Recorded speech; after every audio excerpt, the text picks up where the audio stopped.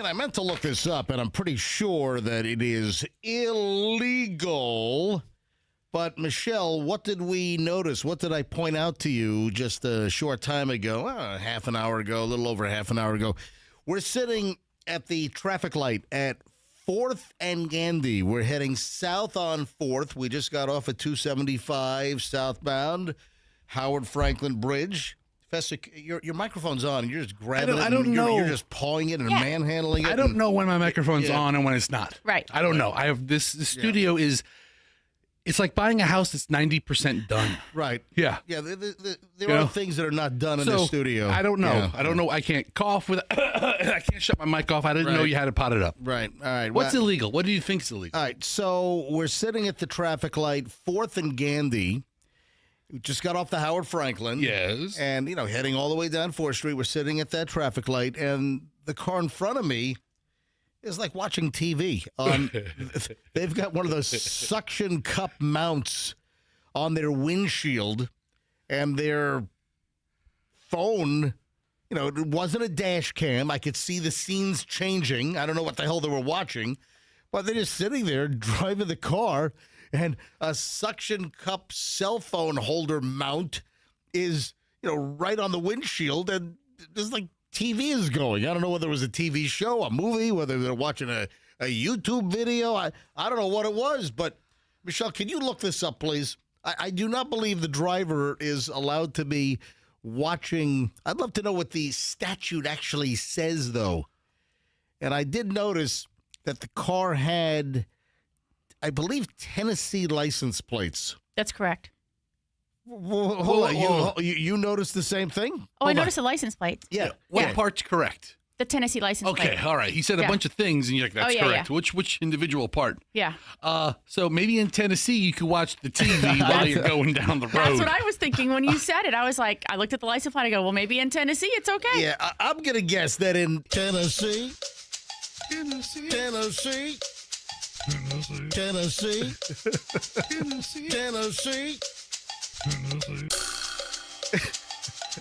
I'm going to guess that in Tennessee, it's also not permitted for the driver to be watching TV while driving the vehicle.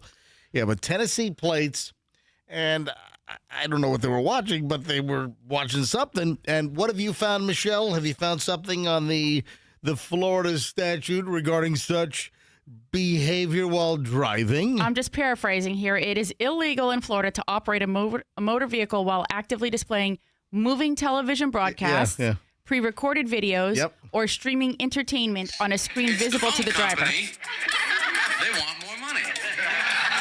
Don't you love this?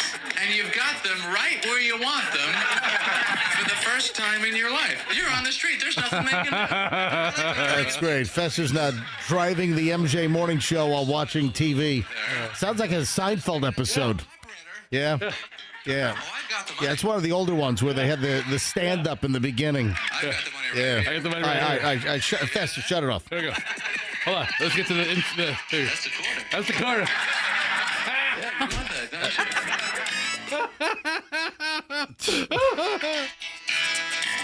Oh, it's a good one. Oh, this is the Chinese restaurant. Oh, the Chinese restaurant one. That is a good episode. Doesn't the whole episode take place in the Chinese restaurant? They don't leave this scene. Yeah. That's where, 10 minutes. Garbage trucks, garbage All cans. right, shut it off now. I turn your mic down. Okay, honestly, I have Netflix on my phone. I have YouTube TV on my phone. So just with suctioning up my cell phone, it's, a TV while I drive. Yeah, that's what that person was doing. Yeah. But whoever you are, if you happen to be listening, Tennessee driver watching TV, not a good idea. And if a cop sees that, you're going to get pulled over. That's the bottom line here. Heads up. You have to be careful for Uber drivers. Yes. Because they have their screen, so they're always looking at their screen. That's a map. Right. But I've had an Uber driver, Right. I feel like on 2 or 3 occasions, shrink the TV to the size of a stamp. Mm-hmm. Yeah. But it's up in the corner where I really can't see what it is, but it's flashing and the audio is going into their ear. Oh, they've got the Bluetooth audio device, so they're Really? So you've had that? I've had it twice, and it's both times it has been like a Spanish speaking show, and he'll make a turn and you'll hear him like silent laugh, like. But he'll watch a program, and it's literally right in front of him, or just off of his main line of sight, but it's the size of a postage stamp. Let me tell you something that I don't notice here as much in the Tampa Bay area, but notice it all the time up in New York, all the time, whether it was an Uber driver or a taxi driver. So yellow cab or an Uber driver, and Michelle, you'll be able to attest to this. The drivers are just having incessant conversation in a foreign language, and they're talking to like mystery friend, mystery family member. I don't know. It's like, and it's not like Spanish, because I clearly can, pick up Spanish and understand, quite a bit of words in Espanol. And I mean, I don't know whether they're speaking like Pakistani. Yeah. I was going to say Azerbaijani. Yeah, right.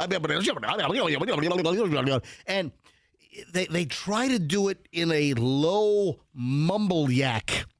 So it's not, Michelle, and I pointed this out to you on numerous occasions. Oh my God. Michelle? Yes, I'm listening. Do you I agree. You concur? Yes. The mumble yak is their national animal. It's like the eagle. Oh, the mumble yak. Look up on that mountain. Look up on the mountain ridge. It's a mumble yak.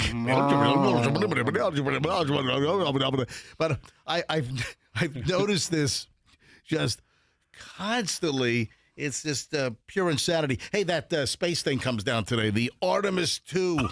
The space thing. Yeah. Are you going to stay up for it, Fester? It's like 8:00, right? It's probably not. It's like so late. 8:07. That's the scheduled splashdown time. Are we gonna be able to see anything from here? Yeah, they're gonna have, I'm sure, video. Yeah. No. Are we going to be able to see it from here? Was Fester's question. What? Like, I mean, does it streak across the country and land into the ocean? I don't, we're not gonna be able to see it from here. I don't know. Yeah, I wouldn't know either if it's like flying that fast. No. I mean, they went 25,000 miles per hour to then like 6 or something. No, it was something ridiculous. They get slowed from 25,000 miles per hour upon reentry. Yeah. Then you've got these 2 sets of elaborate parachutes that deploy, and then it slows the craft down to 20 miles an hour. So splashdown is around 20 miles an hour. You don't find that amazing that like they're Yeah. going that fast and then suddenly parachutes up, Yep, but 25 miles an hour. It's also amazing that it's going to be this ball of fire because of the friction as it enters our atmosphere at 25,000 miles per hour. And they've got their fingers crossed that the heat shield on the underside of the craft is going to hold up. Is that in the manual? Everybody fingers crossed? Fingers are crossed. Well, because on the Artemis 1, when they did the unmanned test, there was some damage underneath to the heat shield. So that's the weak, and you are the weakest link. That's like the weakest link is, hopefully the heat shield holds up. Also, I would imagine if the parachutes don't deploy properly, that could be problematic. Yeah. Because I don't think you want to hit the Pacific Ocean at 25,000 miles an hour. No. Yeah, no, I don't think that'd be good. All right, so Artemis, that's 8:07 is the projected splashdown time later tonight, and that 8:07 is Eastern time. That's our time here on the East Coast. It's going to be 5:07 over on the Pacific side. All right, just getting rolling. Got a loaded show today.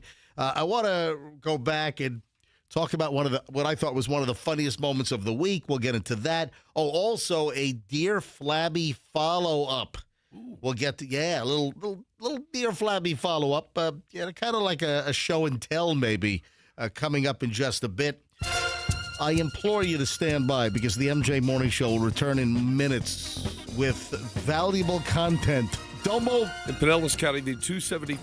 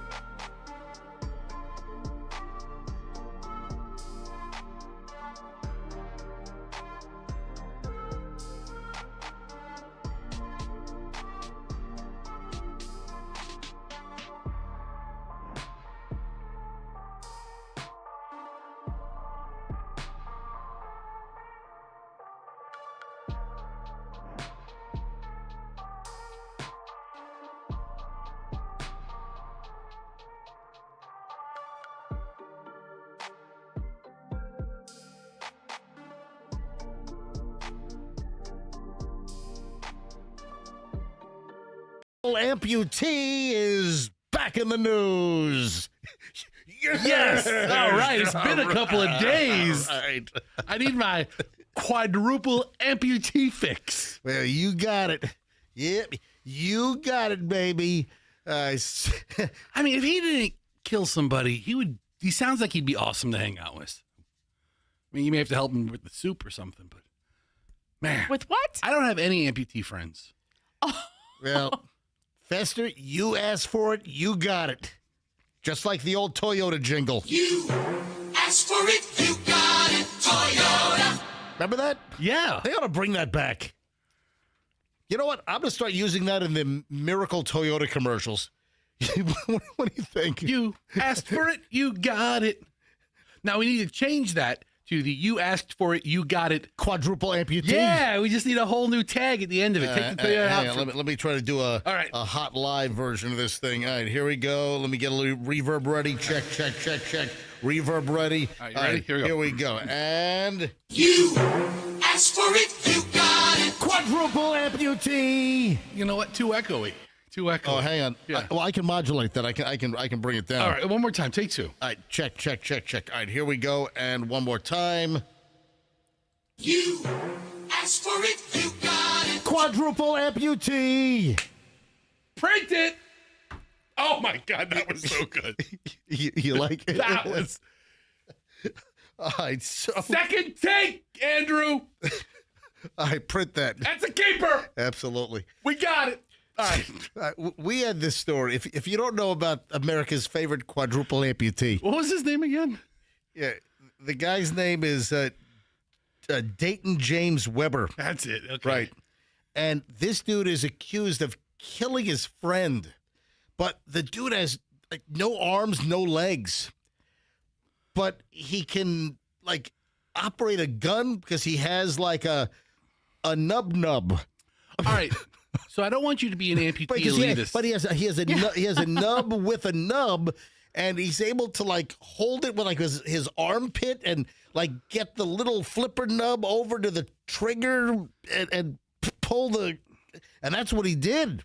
So, and he's also to add to the fabulous story, he's also a cornhole champion. So he's able to play cornhole, man. Don't anyone say that disabilities hold some people back, because they don't. I mean, even people with just drastic disabilities, you know what? They ought to be applauded. You know, the fact that this quadruple amputee could hold a gun and pull a trigger and kill his friend, you know what? His disabilities did not hold him back. He's not handicapped. He's handy-capable. He is. All right, so new video has popped up. Jaw-dropping new video shows this quadruple amputee who's charged with shooting a friend appeared to snort something off a $1 bill before opening fire with his semi-automatic rifle, despite being limbless. Okay, so he's not like at the shoulder. He has his arm just above his elbow. Yeah, there's a nub. What's what's this called? This What? is your forearm. Yeah, What's this part called? Your bicep. Bicep. Yeah. He has his biceps, and then at the end of the bicep is like a movable. This isn't a medical term. No, it's like a pretzel nub. Yeah, it's like a pretzel nut. I was gonna say like a milk dud that he can move and do things with. You know what? A Tootsie Roll. The midgies. Like a midgie. You know the Michelle's sitting over here shaking her head at us. I don't want to be a part of this conversation at all. I mean, really. I'm looking at videos of this guy's life besides him being an accused He seemed killer. to get along just fine. Right? He looks like he's awesome. Yeah. I mean, I would love to go out with this guy. He was awesome before he shot his friend with a rifle and killed him. I'm sure he's still awesome, but he just has this thing over his head now. According to this report, the new footage, which TMZ is reporting this, so credit to TMZ. The new footage shows Dayton James Weber, 27, just going to town, just big old party. Yeah. Yeah, he's with friends, and he's partying hard up in Maryland. and he's wearing no shirt. There's video of him standing on his head as a friend holds a dollar bill underneath his nose as he's snorting away. Like I said, it sounds like a great time. What the hell? And then a few seconds later, he's then videoed standing upright, and then he grabs the nearby rifle and starts firing bullets through an open window. This is nuts. Now, he has posted videos. This guy has posted previous videos about how he's got no problem getting along, how missing all of his limbs does not stop him from being an accurate, incredible shot with his gun. No hands, no feet, shooting 9mm handgun. That was the title of one of the videos. I mean, so he bragged about his skill, and then he used that skill to take out his friend. Wow. I'd love to go to the range with this guy.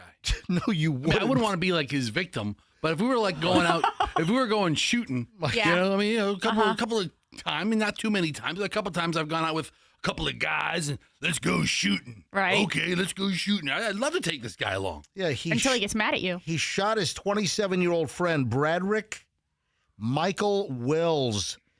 And this was during some kind of a late-night ride, and I'm sure it was fueled by, I mean, something. watching him snort that stuff, whatever it was, off of the dollar bill. I mean, coke, meth. Fun dip. Could have been Fun Dip. Do they still have Fun Dip? Yeah. My kids got Fun Dip for Valentine's Day. Oh, yeah? Really? Just a bag of sugar?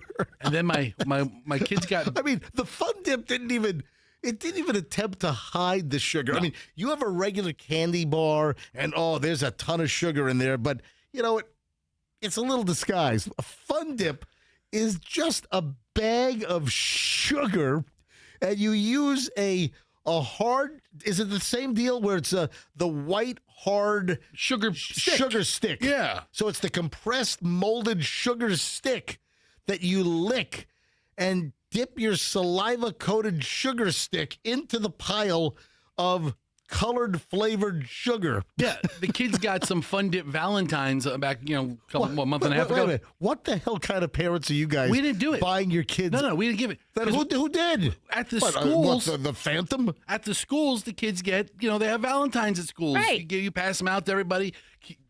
Fun Dips would make a Valentine where, like, you give a Fun Dip and it was like to Hudson from, Right.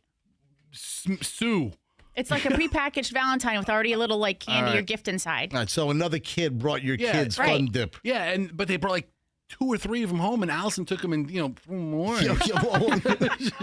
Of And then the course. kids asking about them for like days. Hey, you seen the Fun Dip? The dog must have eaten it. I don't know. Kid. Anyway, new videos have popped up of Mr. Quadruple amputee cornhole champion. Oh my God, What? it was Fun Dip that he was snorting. It had to have been. No, What's the one candy he definitely could not eat? what Fun Dip? I don't know what. Oh, You have to hold the stick? You have to hold the stick, He's got no arms. right? yeah. That's the one candy he can never have. Is the is Fun Dip. Yep. Yeah. Because he couldn't dip it in there, couldn't put it back in there. I remember as a kid, the ice cream truck dude used to come around, Yeah. and it was Hood. It was the HOOD. It was up in New York, up in Nanuet. And they had the step van looking thing with the window on the side, and they had the whole big, the plaque of all of the different flavors, the circus pops and the rocket pops and all that stuff. But they also, above the freezer, they had that like long chest freezer where they lifted up the door and they reached in to grab your ice cream. And above, they had a whole shelf, the ice cream man, and they had all the candies, like the Lick-O-Maid and Razzles. That was the big deal, the Razzles. And, the wacky packages. When I was a kid, like the hottest thing were wacky packs, and they were these trading cards where they pilloried or they mocked or they parodied. That's a good. They were parodies of real products. Did you remember wacky packs or wacky packages? I don't. They came with a stick of gum, and they were pictures of real products that they made into these like funny, humorous parody products, and it was called wacky packs. Man, I love these things. That was one of my favorite things of all time with these wacky packs. All right, 6:32 at the MJ Morning Show. So the latest update on Quadruple amputee cornhole man, who's an accused murderer. Just more videos are coming out about him. Yeah, I'm sure there'll be more on the way in just a bit. All right, when we get back, it is the early dose of morons in the news that'll pump you up. Why does it pump you up? Because if you're feeling bad about yourself, you'll feel better instantly because these people are absolute morons, and you're just going to feel better because no matter how bad your day's going, it's not as bad as these morons in the news. And that's next on the MJ Morning Show, so please stand by. Hey, you've heard me talk about IDC, International Diamond Center, for a very, very, very long time. There is no shortage of amazing jewelry. There is no shortage of amazing stones and settings.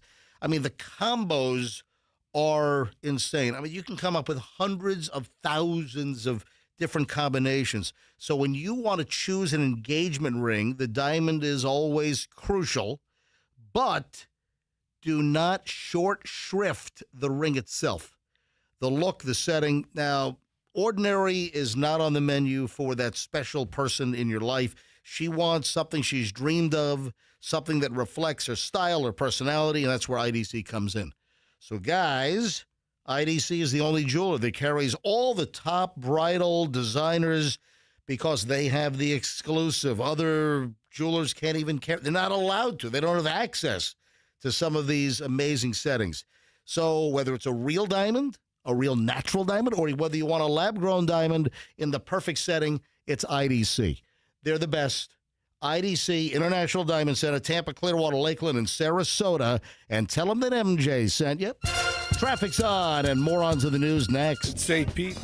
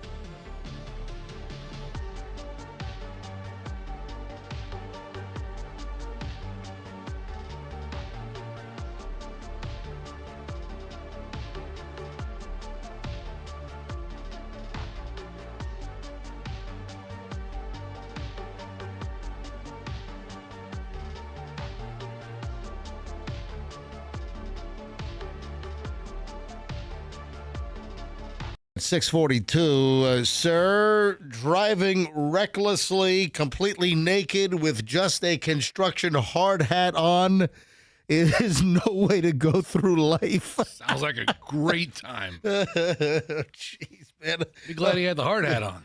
Of course, it's a Florida story. Man. Yeah, a sheriff down in Key Largo. So what is that? That's Monroe County? Monroe County. Yep. Monroe County Sheriff. They say that a 55-year-old dude was arrested on Wednesday, a couple of days ago.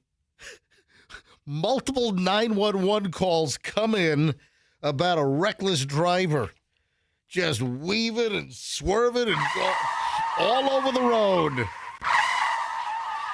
Down around mile marker 82. Or I don't know. But you always hear in the Keys, when something happens. That's their marker. Oh, it's mile marker. Blah, blah, blah, blah, blah, blah, blah. So the 55-year-old dude was arrested. Multiple calls roll in. The guy's all over the road. He's on US 1 down in Key Largo. Calls roll in at 7:57 a.m. Key Largo is mile marker 90 to 108. Well, guess what? You're outside of the parameters because this happened at mile marker 110. Smart guy. I'm just telling you. All right. Yeah, so this was and it's always MM. It's MM 110. Yeah. Professor, all he's thinking about is M&M's right now. I need 110 of them right now. Regular or peanut? You know what? Or would you like half and half? I'll take the variety. Right. I'll take the mix. So the sheriff's office gets called 7:57 in the morning. So reckless driver. And the driver was identified as Timothy Mahoney when he was finally pulled over. He drove through a whole bunch of traffic cones near mile marker 108. That's where he was finally stopped. So Mahoney was outside of his truck wearing only a construction hard hat. That's it. He stopped. He gets out of his truck, and this guy is just buck-ass naked. Nothing. No clothes, no underwear, nothing. The only thing this guy is adorning is a construction plastic hard hat. Good for him. You know, sounds like he had a great night. Aren't you curious? How do you? Oh, maybe he was part of a Village People revival band. The Naked Village People. Because you had the. Oh, I'll tell you what. Don't look this up. Do not look this up. Okay. Andrew, you're going to be eligible for this as well. Nobody look this up. What was the name of the original construction worker from the Village People? If anyone knows, blurt it out right now. Go. Yeah. Andrew, I said don't look it up. I see you typing in there.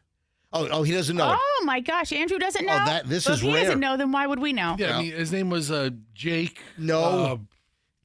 David Hodo. Okay. Why the hell do I know that? I don't know. I don't know. Because you're a nerd. Are you alarmed? Yes. Are you alarmed that I know the construction worker from the Village People's real name? Well, Yeah. I mean, that's just one of those oddball pieces of information that you just accumulate in life. Yeah. That's why I always say, people ask, is MJ as smart as he sounds? And I say no. No. But what MJ has. MJ is an imbitard. No, what MJ has. MJ is a moron. No. I don't say that much. What I say is MJ has game show knowledge. Oh. You know? Oh, really? Yes. Right. So I'm not as smart. Well, it's as I seem to some people, including you. But you're like Jeopardy smart. Right. It's like the answer. Original name. Right, so whoa. You don't think I'm smart in other ways? I think you have a large amount of quirky oddball information. And that's it? That's your biggest pie. That's it? You're a bright guy, but you have game show knowledge. So you seem offended. You think I sound Yeah. smarter than I really am? No, that's Is not that what you're he's saying. No. I'm saying you have game show knowledge. Right. You have these. I don't know if that- obscure, useless knowledge that would like. Where else would the lead singer name, the original lead singer, name? The lead singer was the cop. And what was his name? I forgot. Oh, well, it looks like we're going to have to go down to Claire for the Daily Double. I don't know the. All right, Claire. MJ got the question wrong. Now's your chance to steal. Michelle, go ahead. What happens when you type in David Hodo, Hodo, into the Googles? What happens? Type that in, and what does AI Google spit out? David Hodo comes back as what? How long? Fester's got it up quicker than you. He is currently alive. Oh, he is 78 years old. 78 years old. Here's a picture of him straight out of the 70s. Yeah. Where he is busting out of these blue jeans. Oh, Yeah. Yep, look at that. And he has his little hard hat on. So how does this guy get completely naked at mile marker 110 or 108, wherever the hell he was actually stopped? How does he get completely naked with just a construction hard hat on? He's having a party, dude. Something's going on, man. I'm looking at the mugshot of this guy. He's here for a party. He was also dancing to music. Yeah, he was. He was attempting to smoke marijuana from a pipe while the cops were trying to detain him, and he's trying to smoke pot from a pipe. That's the best time to do it because you're not going to be getting pot for a while. Charged with DUI, resisting arrest, possession of marijuana, possession of drug paraphernalia, and his arraignment has already occurred. So Where's the dash cam? Say it again? Where's the dash cam of him doing I would love to see this. Yeah, the naked Macarena at mile marker 108. Holy crap, that is unfreaking believable. What else do we have? Super speeder here in Florida. Blood alcohol 3 times the legal limit. That is not a good combination. You're a super speeder, which means that you're driving over 100 miles an hour or 50 miles an hour above the posted speed limit. Yes. And this is up in Bonita Springs. A woman arrested earlier this week. Deputy caught her driving. Oh, it's as easy as 1, 2, 3. She was driving 123 miles an hour while impaired. Yeah, deputies pulled the. I'm sorry, I said up and it's down in as far as our geographical location. So deputies pulled the woman over. She was clocked doing 123 miles an hour on 41 down in Bonita Springs because it's Lee County. That is not Bonita driving. And then she blew a .23, which is just 1/100th less than being 3 times the legal limit, because .08 times 3 would be at a .24. She had a .23. She just missed the bonus round. Just missed it. I mean, she hit the mile speed perfectly at the perfect 123. I mean, can you imagine you're driving that speed and you're blitzed up? I mean, it's unbelievable. And naked. And, well, different story. she was wearing a construction hard hat. I mean, if these two stories were combined, she was wearing one of those construction vests. No, that's it. Yeah, she had the construction vest. That's it. She was sitting on a construction cone. Arrested for driving over 100 miles an hour, DUI, careless, aggressive driving, modified. Oh, she also had a modified exhaust. Well, man, they just racked up the charges. So she had an exhaust going, wow, wow, wow, wow. The video, shows this woman, I mean, just falling all over the place. Yeah, good for her. So unbelievable. Enjoy your time in jail. Yeah, but I mean, you're driving at that speed and you're nearly 3 times the legal limit as far as alcohol blood content. I mean, unfreaking believable. The swift hand of justice will touch her soon. All right, what is the Frogger story? Michelle, do you understand the Frogger story? I don't. Do you have a grasp on the Frogger story? I really do not. By the way, I might add that this is a Florida trifecta as far as morons in the news. Yeah. It's all Florida all the time today. It's all 3 stories. Flagler County, the sheriff's office there says that a gang of young boys was caught engaging in a local park playing a live game of Frogger, real-life Frogger. So in the release from the Flagler County Sheriff's Department, they say the group of about 30 middle school-aged boys. So what are we looking at? 11, 12, right? Yeah, middle school, maybe 12 to 14. Yeah, right. Those years. And they're called the PG-13. That's the name of their gang. Yeah. So is that is that an indication of like the movie rating that parental guidance for kids under 13 is suggested? Yes. All right. It's perfect. That's the right age group. So they were spotted at a local park. They were seen playing real-life Frogger with moving cars, climbing a water fountain to access a roof, tearing up the park lawn while riding e-bikes. Man, what a bunch of freaking degenerate menaces. Not to be outdone, the group also managed to break a changing table in, I guess, one of the outdoor pavilion bathrooms. Well, they obviously exceed the weight limit. What is that? What is the brand? The Koala. Yeah. Probably one of those fold-down plastic Koala folding, changing tables. They smashed that off the wall. What the hell? Yeah, the sheriff's office encouraged parents to ensure that they know what their children are up to. Yeah, that's a good idea. It's a really good idea. Now we're just going down to the park. But they were playing Frogger. Cars are driving, and they're like trying to jump across lanes in and out of cars. I have to see video of this. I mean, these kids were menaces. But I'm looking at the park. It's a neighborhood. It's not a lot of high traffic areas. Were they running out the last second and trying to dodge out of the way? Is this the officer? This is the news report from Fox 35, where news comes fifth. All right, so there you have it. Real-life Frogger hoodlums. Hey, kids, keep control of your kids, would you please? Please. Or I'm sorry, parents, keep control of your kids. All right, 6:53 at the MJ Morning Show. When we get back, Fessa, do you have any hot tips for Michelle as far as being able to drive a giant Sprinter van? Ooh, of all the hot tips I have for her, many of them are related to the Sprinter van. So Michelle is going to be a transportation captain, and we didn't have time yesterday, but Fester, I need you to give my you have Sprinter vans on the RV a lot, right? Yeah, sure. I drive them all the time. I think, can Michelle come out there and can you let her just do a test drive so she can familiarize herself this weekend? No, trial by fire. Hold on a minute. No. You go right out there. Hang on. No, we got to address this. And if you're curious why Michelle is a transportation captain, going to drive a Sprinter van, you'll find out next on the MJ Morning Show. So please stand by. Hey, speaking of driving, why don't you drive over to Genesis of Tampa and test drive a phenomenal Genesis car or SUV. Genesis, the vehicle that saved Tiger Woods. Seriously. This last time he flipped a Range Rover, but lucky for him, when he rolled that vehicle 17 times out in California when he was at that golf tournament a couple of years ago, it was a Genesis GV80. And all the news reports and all the experts and the police said, oh, yeah, the vehicle saved his life. It cocooned him. You know, he was kept safe. Great safety.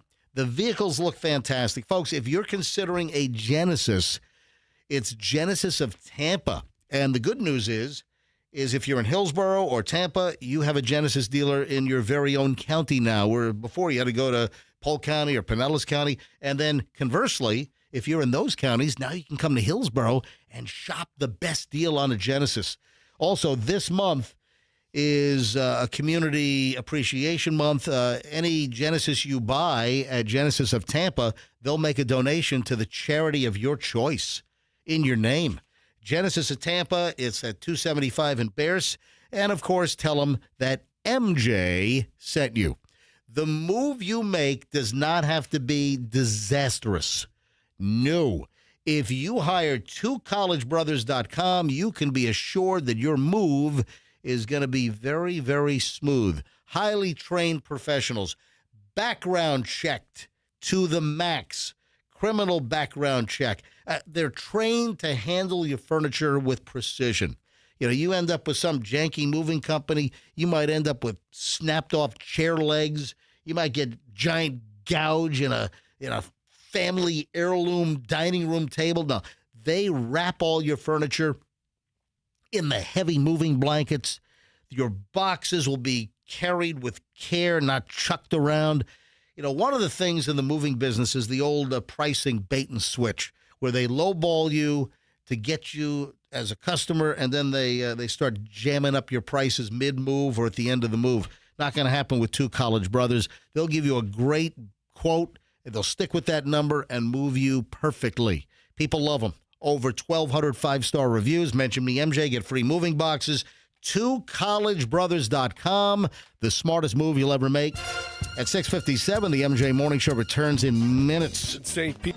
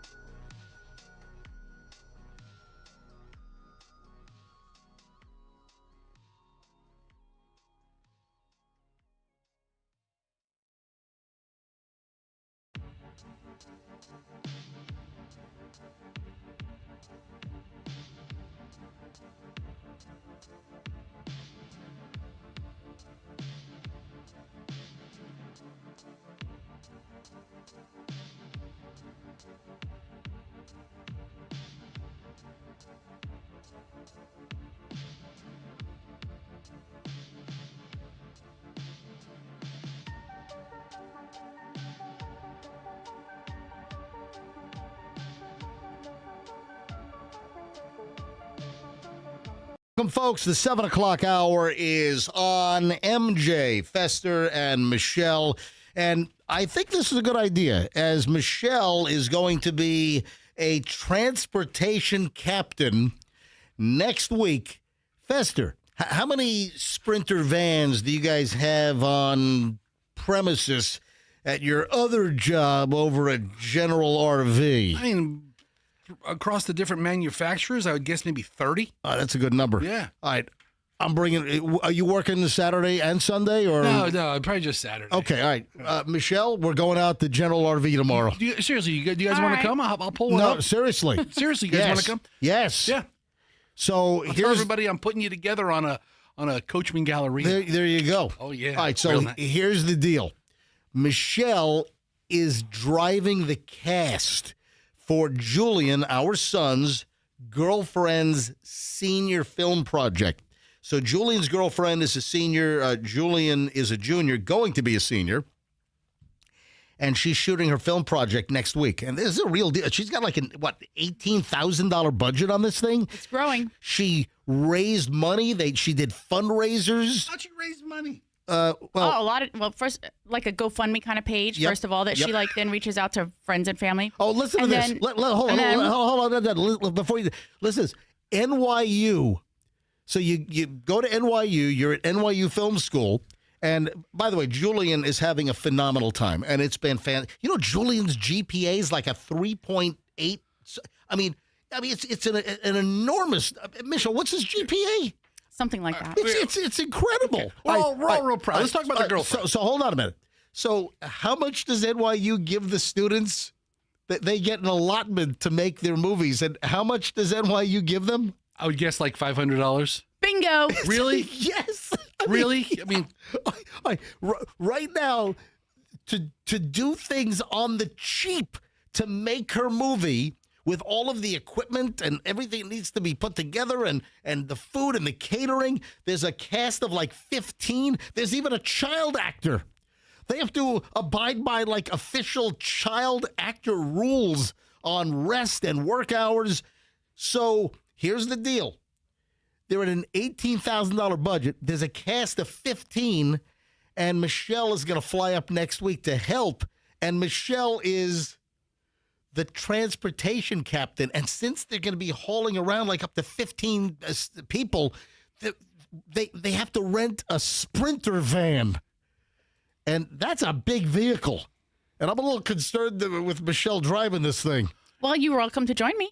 yeah, I mean, why don't you go and offer some kind of emotional or moral or physical support? I think Michelle can. I'll tell you what you're I will not that do. concerned. Hey, here's my. I was supposed to be getting on an airplane later this afternoon to Little Cayman, but that's not happening.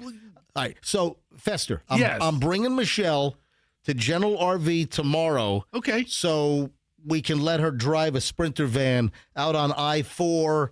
Maybe we'll start tooling through Plant City or downtown Sefner or something like that. What do you think? I think it's great. So you've never driven anything like this before? I don't think so. Now, Michelle has her CDL. Yeah. I'm kidding. I'm joking. So tell them large Michelle sent you. I mean, is it a little bigger than my car? Left to right, it might be a little bigger, but not much because remember, you're never bigger than the lane.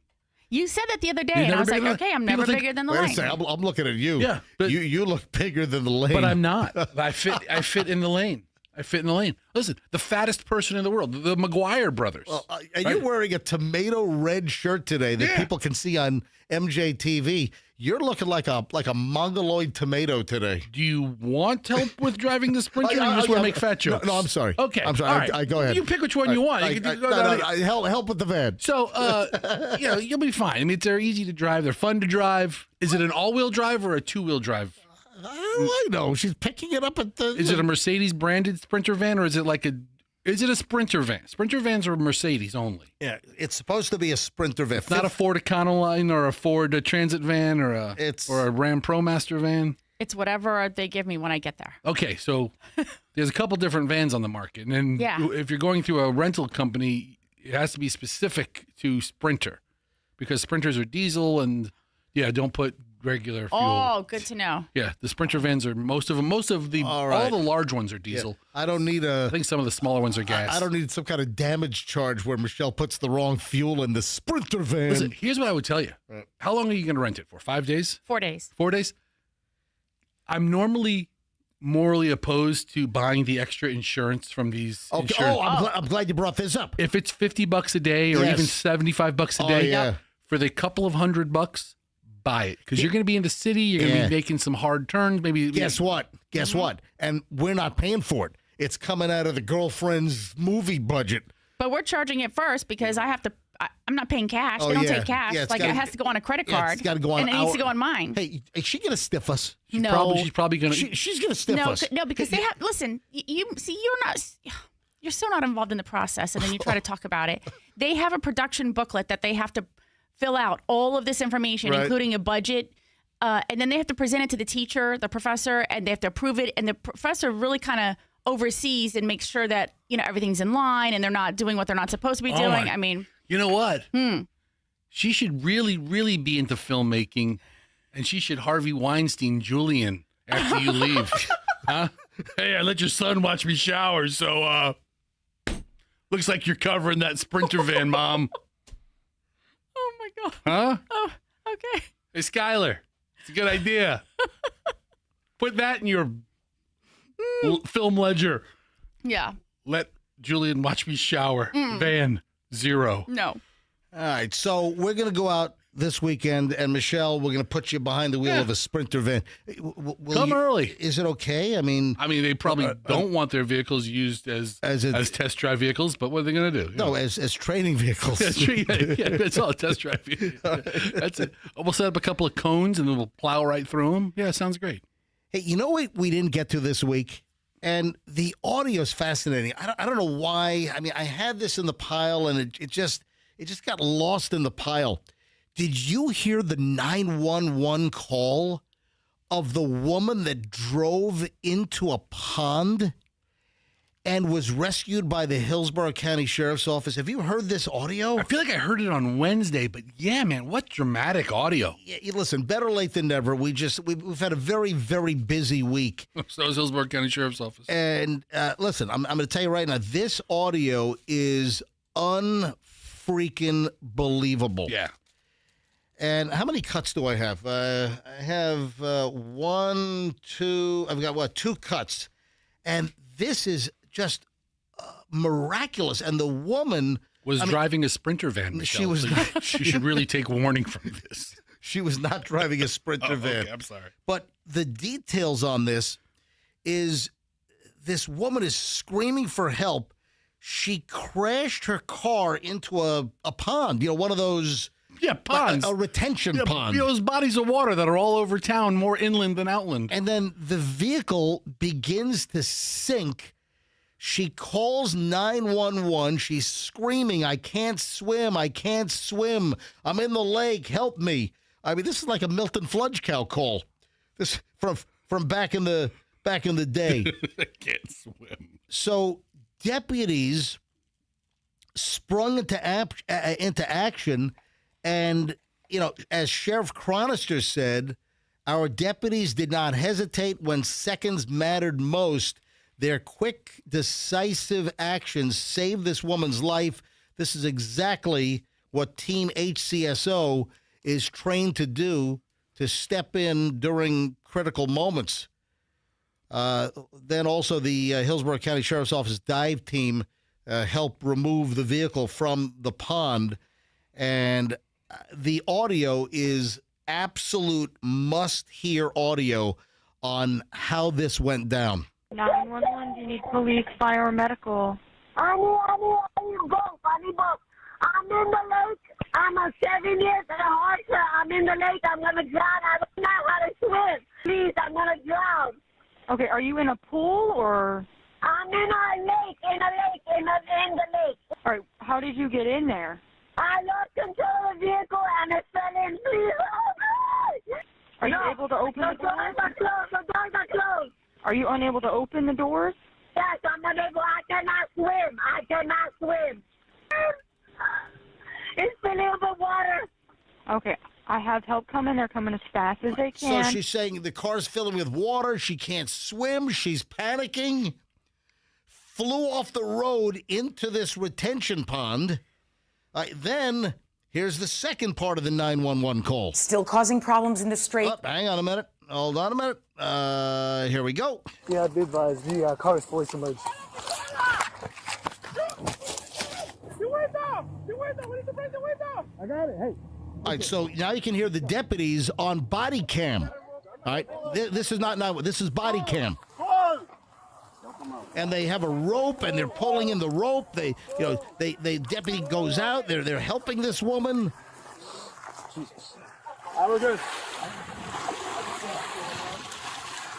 Listen to the sloshing of the water.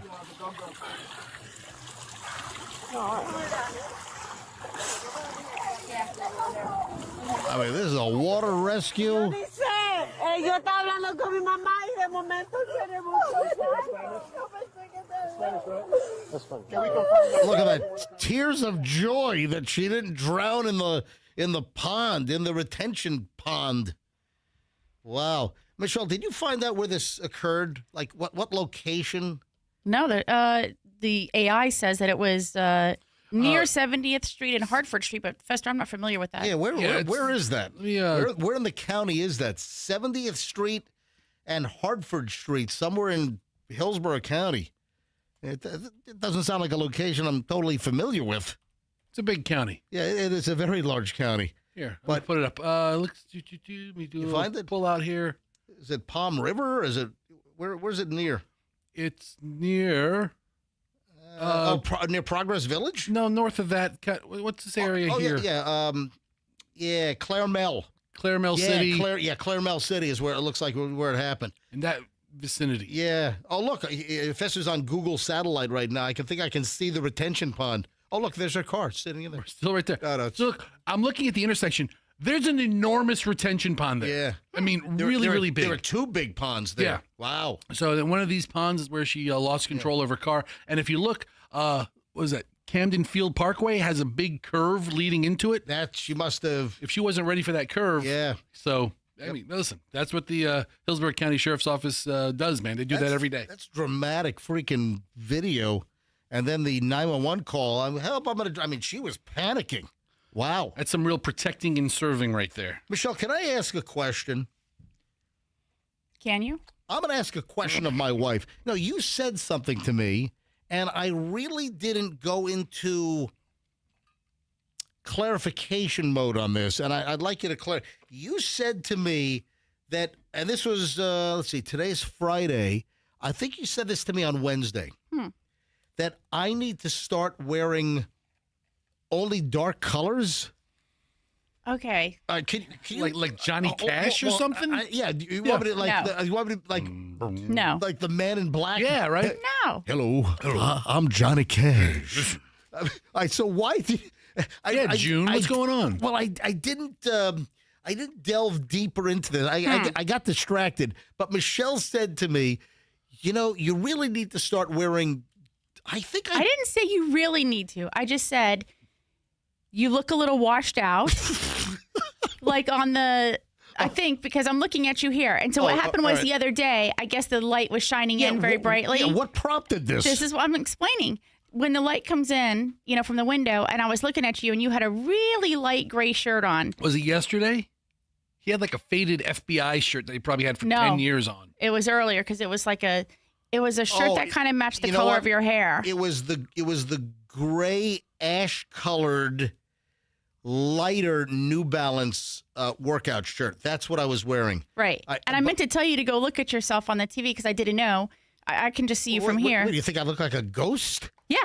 You think I'm like pasty white? Well, you just looked a little washed What out, do I and look also like Marilyn Manson? And your eyes, like when you wear blue or a darker color, then your eyes really pop. Like in that, the blue. like that movie Powder. Like like that albino kid. Yeah, that's what I'm saying. Yeah, Powder. So I was just trying to make a suggestion that, maybe you would like to wear darker colors so that it doesn't.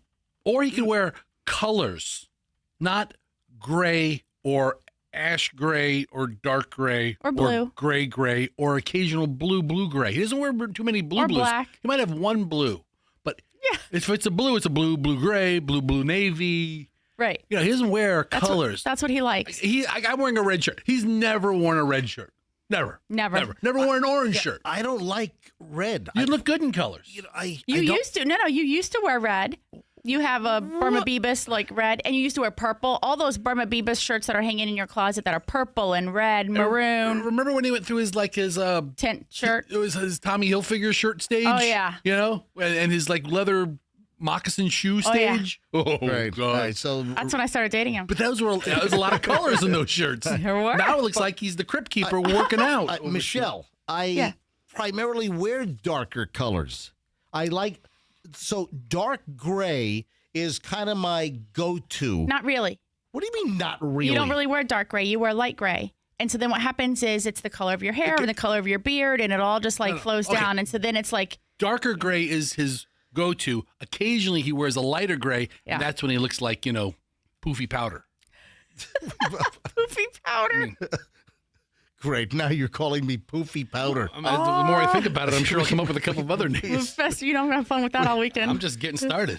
Will you stop, please? All right. 7:19 at the MJ Morning Show. Now my wife says, hey, you really ought to be wearing darker colors. All right. I meant for the show, like for the TV people. I didn't realize that. You've only just clarified it, that you think I ought to wear darker. I thought it was just in general, in every walk of my life, that I need to be wearing darker colors. You're saying it's primarily so I don't look washed out on MJTV. Well, in person, you looked washed out to me. So I was like, oh, imagine that's, so yes, I guess in everyday life, you probably want to wear darker colors. So you don't look like a pasty, what'd you call them? Poofy powder. Poofy powder. Walking around. You should be tan and tasty. Wasn't that one of the commercials? Didn't we have a commercial that says, tan and tasty? Don't be pasty and don't be poofy powder pasty, be tan and tasty. We had a commercial. Was it a Zoom tan commercial? I don't know. Or something that feels like maybe in the last month or two. Be tan. MJ needs to be tan and tasty. We need to find that commercial. We need to make a promo out of that. 7:20 at the MJ Morning Show. I want to recognize what I think was one of the funniest moments of the show this week. It happened during a phone call when I want to play a chunk of this thing. You know what I'm talking about, right? I think you do. I think I do. If you didn't hear this, and I'm going to play this next. If you didn't hear it, I think it happened later in the show, so you might not have heard this. What I think is one of the funniest moments of the show this entire week. I want to go back and take a look at that. Oh, also, a Dear Flabby follow-up from yesterday. I want to hit a Dear Flabby follow-up. Dear Flabby, is he rude or nice? Dear Flabby, when you want fat advice. Dear Flabby follow-up also coming up. Man, we're loaded. We've got the Artemis return later tonight. Some crazy observations about what's going to happen. We'll get to that coming up. We're loaded. Oh, also, there is a story about a woman driving a minivan, and the damn thing exploded. I've never seen anything like this. This is a warning. Holy crap on a stick. There are people listening right now that drive their vehicles with this in their vehicle, and you have got to hear this warning. This woman is so lucky to be alive. Her car blew apart like you wouldn't believe while she was driving it. Crazy. All right, next on the MJ Morning Show, we're loaded. And, of course, we do an hour and 20 minutes of nonstop MJ. Next, when you need anything done with your garage door, it's Banco. You can bank on Banco. You know, I shared this text that I got in a DM. I shared this late in the show yesterday. I wanted to share this again because this is really tremendous, regarding Banco. And I sent this message to the Bancos at Banco Doors. I mean, this is a real family-run operation. So I get a message from Karen Ann that says, thank you so much for advertising Banco Garage Doors. Yesterday at 7:40 a.m., I left to take my mom, who has cancer, for a bone marrow draw. Of course, it was raining, and the spring broke on the garage door. I couldn't get out of the garage. I panicked. I called Jen, the manager at Banco. They came within an hour. What a relief. Thank you for suggesting this awesome company. That is an unsolicited message that I get. Wow, that's awesome. A DM on my Instagram. That's incredible. Yeah, so listen, Banco for garage doors, they are absolutely the best. And right now, during the month of April, you can save $250 off a double premium series or above garage door from Clopay. Any service, new garage door openers, the latest, greatest state-of-the-art, it's Banco. Bank on Banco, BancoDoors.com, and tell them that MJ sent you. There is a new air conditioning sheriff in town. Well, that's not really. So Air Rescue's been around now for over 70 years, right? They have changed the name. The name has been changed to protect the innocent. So you remember me doing commercials for Plan B air conditioning for years here on the MJ Morning Show. And, well, they decided to fold up Plan B, and they decided to just join it all with another company they own, and, of course, that is Air Rescue. If you have any problem with your air conditioner, we're getting into the hot season here. Next week, I think I saw that we're going to have some 90s. So, hey, it's beginning, folks. If you have any air conditioning problem ever, it's airrescue.com.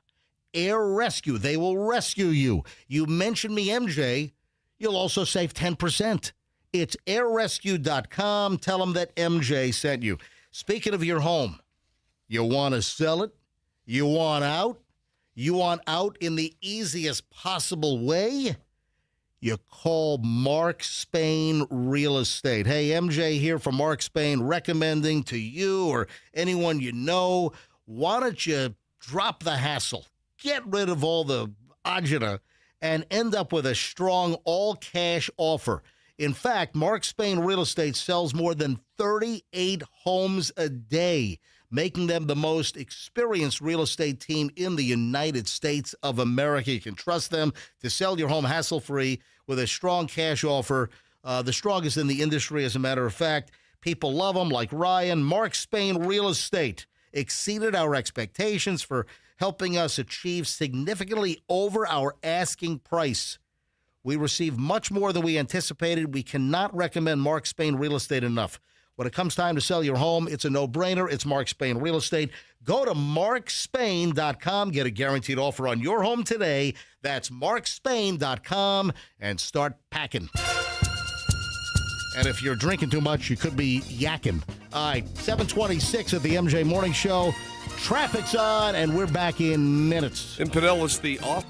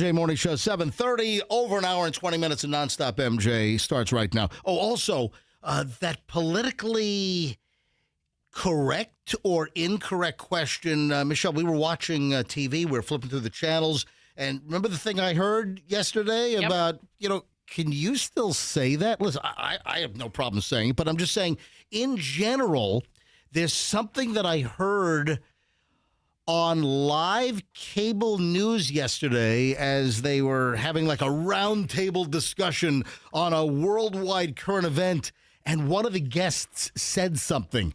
And I'm just curious if it's politically correct these days. And, of course, I grabbed the audio, so we'll get to that here in just a matter of moments on the MJ Morning Show. All right, first, though, Fester, what is one of the funniest things? You know what it is, I believe. I don't know. We haven't spoken about what it is. We have not. So this is unrehearsed. I think Michelle, you know what it is, Michelle, right?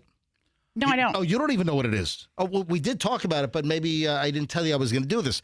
So, Fester, what do you think one of the funniest moments from earlier this week was on the MJ Morning Show? I think it was a phone call where the woman goes, she's like, she calls a radio station, and she's on the air, and then she says, "Oh, I got a call coming in on another line. I got to go by." You mean we're on the phone with a caller live on the air, and she says, Hey, I have another call coming. I got to go. What was her name? I don't recall her name. And Michelle has a theory. Was it Jeannie? Yeah, it was Jeannie. And Michelle's got a theory on this. We're live on the air, and she says, Hey, I have another call coming. I got to go. I got another call coming in. I got to go. I don't know if this ever happened to us. You would think that people that call a radio show, if they're live on the air with us, that we're sort of the priority, but no. Hey, I have another call coming. I got to go. So what prompted that? Do you remember what we were talking about? What were we talking? We were talking about a certain thing, and we were soliciting calls. We were asking people to call up. Michelle, do you remember what it was? I do now. What was it? The Ozempic divorces. Yeah. So an Ozempic divorce is that either the man or the woman in a relationship, married, and one is overweight, and they suddenly get on these miracle weight loss drugs, these GLP-1s, whether it's Ozempic, Wegovy, Mounjaro, there's others out there as well, and they lose a ton of weight. And suddenly they feel more attractive. They might be attracting members of the opposite sex or maybe the same sex. Who knows? Who the hell knows? Whatevs. Whatevs, exactly. And an Ozempic divorce is that you lose weight on the drug, then you start, playing around, or just things can happen because, hey, you're just looking different. We had a couple of callers say, sometimes the person feels better about themselves. Sometimes, one person feels better about themselves. It reveals other problems in a relationship. Sure. It's not like, somebody's going to lose 40 pounds and then suddenly you're getting a divorce. I mean, you're getting a divorce because there were other underlying problems that were hidden by the 40 pounds of fat that the person might have had. All right. So this is how the call went down. And the reason why I'm bringing this back up, because I thought that was one of the funniest things that happened this week. But then Michelle, after the fact, after the show, what day was this? Was this Wednesday or Tuesday? It was earlier this week. It feels like it happened on Wednesday. After the fact, Michelle, she floats a theory of what happened. So, Michelle, stand by with your theory in just a second, but this is how it transpired. Hey, call us up, blah, blah, blah, Ozempic divorce. Were you on Ozempic and, you lost a ton of weight and now you're looking, fantastic and, you want to, venture out, you're getting all frisky or, guys are hitting on you or if it's a guy and you're on Ozempic, women are hitting. So the Ozempic divorce is that you leave the marriage and you start messing around elsewhere because of the Ozempic or the other weight loss drugs. If I recall, it was really hard to find firsthand experience callers. Right. We struggled to find a caller that was exactly what we were talking about. But we got a ton of calls, but they were like around the topic or something that maybe didn't have to do exactly with what the lead topic was. In this particular call, I can tell you what she was saying. Listen to this. All right, go ahead, Jeannie. My husband has a secretary who's been working for him for about 4 years. Right. And she started Ozempic, I think, pretty much right before she started working for him. And they're like having an affair now. Now, see this. Finally a payoff. You know what?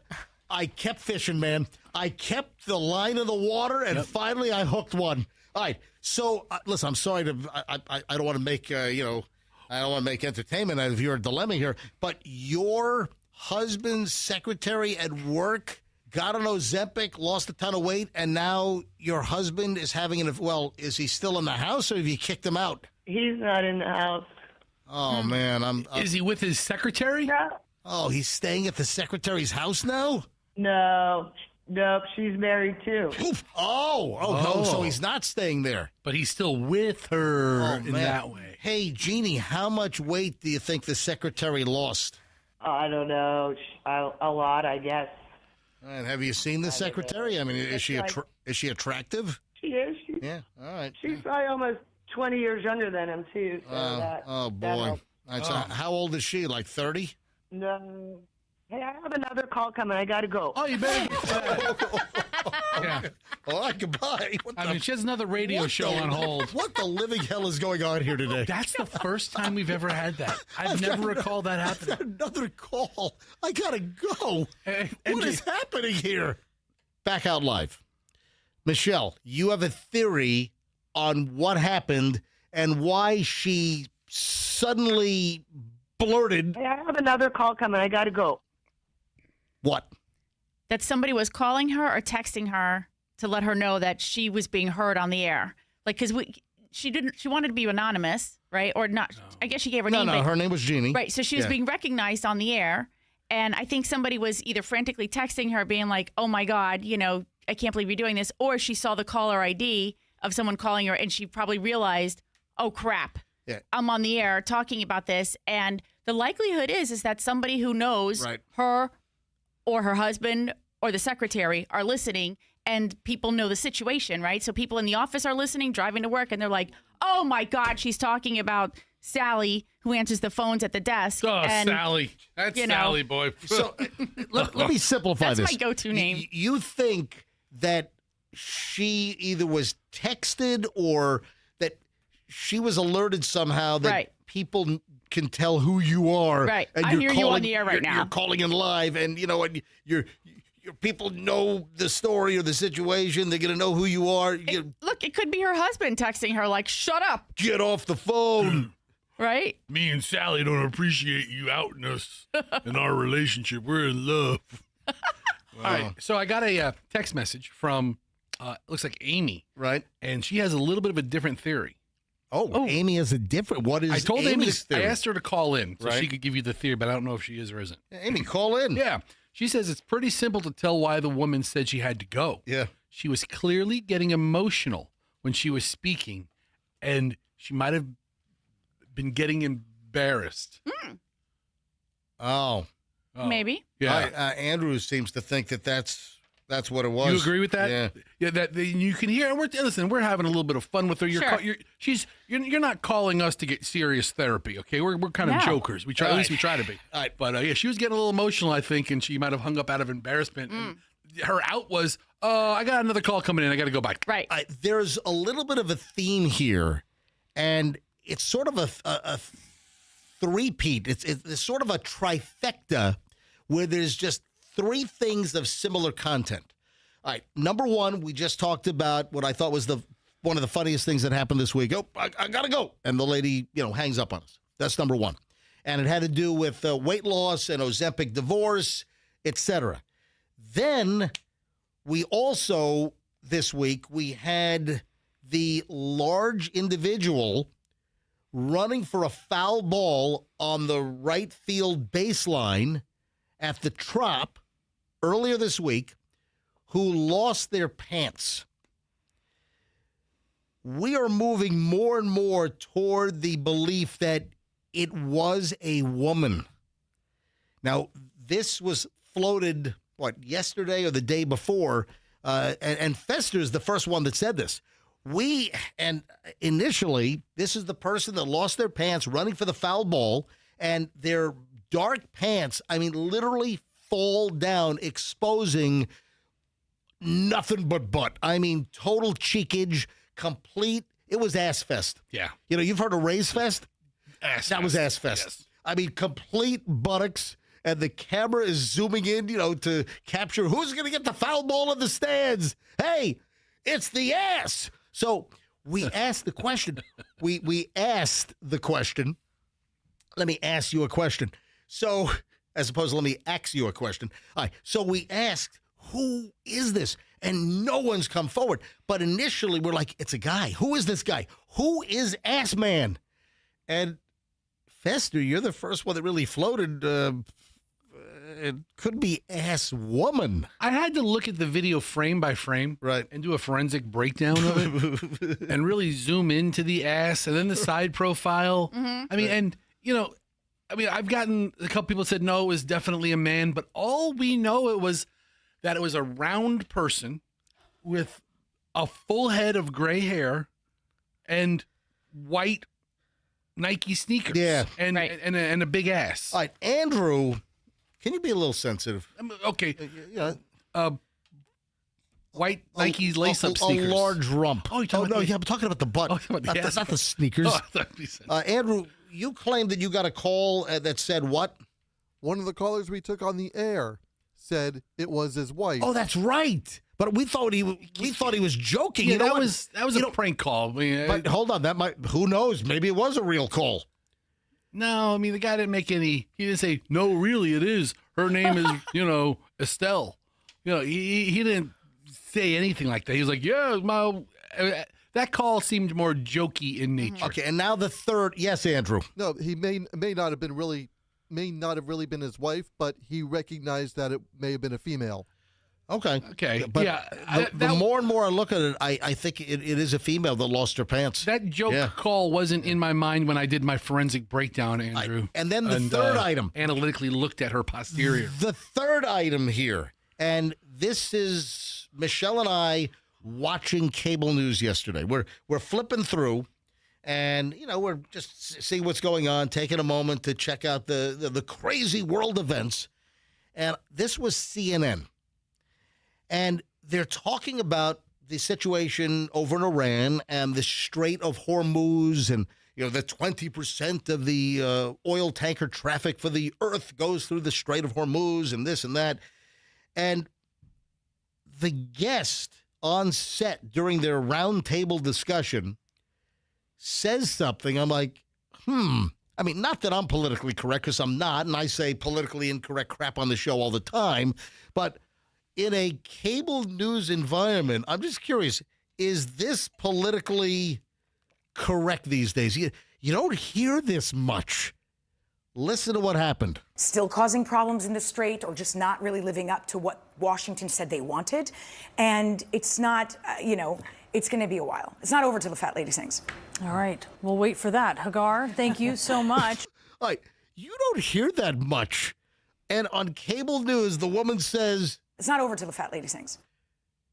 Is that acceptable these days? I mean, should she have said that? I mean, it's different for us because we're in a reverent morning show, and we just.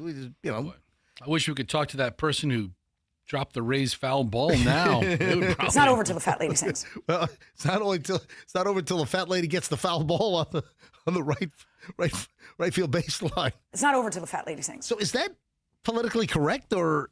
I mean, is that a Yogi Berra? Not Yogi Berra. Was it Yogi Berra, the baseball player who say all kinds of, I don't think he came up with it. Michelle, can you search that quickly? Yeah, who said that? What's the origin of "it's not over till the fat lady sings"? And that was another one of my questions. You actually read my mind. Where the hell did that come from, actually? It actually is, it ain't over till the fat lady sings. It ain't over till the fat lady sings. It ain't over. And what's the origin? Have you found that? American sports journalism during the mid-1970s, likely coined by Texas Tech sports information director Ralph Carpenter. What? That's what the AI says. Often attributed to San Antonio Spurs sports writer Dan Cook in 1978. he would say it ain't over until the fat lady sings. Well, there you have it. And it goes back to old operas. Really? At the end, the fat lady would come out and she would do her final performance. That thing. And then the opera was over when the fat lady came out. All right, we have a follow-up. Dear Flabby, is he rude or nice? Life feel messy, love life crappy. Got a problem, need some wisdom from a big rude man. Write to Dear Flabby, Dear Flabby, Dear Flabby, Dear Flabby. So yesterday's Dear Flabby was about a neighbor who was edging his lawn when they claimed that the retention nut on the edger must have been loose, and their edger blade flew off the edger and went flying through the yard into the neighbor's yard and took a total gash out of the passenger door on the neighbor's brand new, what was it, a Ram 2500 pickup truck? Yeah, new truck. And the edger blade flew off like a boomerang and just put a huge gash right, I mean, they said tore through the metal, right? Yep, 8-inch gash. Like a can opener, right? And you probably heard so these, and I mentioned this. Remember I mentioned that during my daily walks, all of the road hazard metal crap and nails and screws that I pick up? Well, I said I've picked up 2 edges. This must be it. Fester, look. Yeah. This has to be, these are edger blades. That's the exact device that was propelled. And these are 2 edger blades that I've literally found. These are deadly freaking weapons. If you're watching MJ TV, I'm holding up these 2 blades right now. And over the last year or so, during my daily walks, I've picked up like dozens and dozens and dozens of nails and screws and all kinds of road shrapnel, including these 2 deadly looking metal edger blades. So this must be what went through the air and just totally gashed out the side of this neighbor's brand new pickup truck. And what did Dear Flabby recommend? Shut the hell up. Yeah, that was Dear Flabby. Get out of there, dude. Don't mention anything. You got away with it. Michelle, these are scary looking, aren't they? They are. They do their job when they're properly fastened to the machine. When your locking nut is properly in place, I think that's what you're looking for. So, Dear Flabby, follow up on the MJ Morning Show. Little MJ show and tell this morning. Dear Flabby, is he rude or nice? Dear Flabby, when you want fat advice. Also, something we did late in the show yesterday was the insane incident on 275 South in Manatee County, just south of the southernmost rest area. After you cross the Sunshine Skyway from Pinellas, and then you go into Hillsborough, and then you back into Manatee. A lot of people don't know that you actually cross into Hillsborough for a tiny little speck on the top of the Skyway. How many people know that? Anybody who could read that goes over the bridge? Yeah, it does say welcome to Hillsborough. Welcome to Hillsborough County, then welcome to Pinellas County, and then welcome to Manatee County. Exactly. All right. So this incident is, this is bonkers. And this is an example of the man who was originally victimized is actually in more trouble than the guy that caused the problem in the first place. Dude, put me in front of a jury of my peers on that one. I get it. But this guy's nothing's gonna happen to this guy.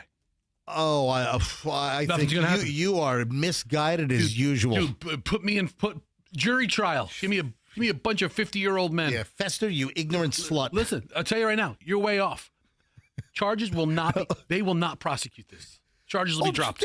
Charges will be dropped. You're so freaking wrong. There's so many. Every time somebody gets charged, it makes such news, and then they just silently get dismissed. Yeah, or silently go away. People never follow up on it. Let's tell everyone that doesn't know the story. This guy deserves a key to the city. Oh, no. This guy, I'm telling you. This guy is a hero. This guy who was victimized originally is in more trouble than the guy that victimized him. Here's what happened. There's a guy who was driving southbound. He was sideswiped by a motorist. This motorist who did the sideswiping was driving like a complete ass for several miles before, swerving in and out of cars, like making an S pattern so nobody could pass. That guy was Gary Thompson. Gary Thompson, 50-year-old guy. He sideswiped a vehicle. It was determined that he was also driving under the influence. Yes. So this Gary Thompson guy sideswipes a vehicle that was driven by 55-year-old Paul Shannon of Dunedin. They stop in the middle of 275 southbound. They stop in the road. Then the guy that was sideswiped, he gets out of the car with a gun, and he's ordering the suspected drunk driver who sideswiped him onto the ground. Yeah. At gunpoint. Right.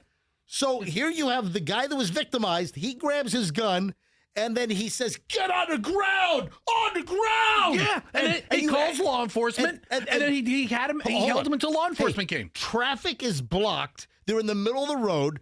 Other motorists are stopped, so people are rolling video. You've got other people that are like stuck behind this incident. There's all these different angles. So this is caught on video, but the story is that the guy that was originally victimized, this Paul Shannon, the guy with the gun that told the suspected drunk driver that sideswiped him to get on the ground.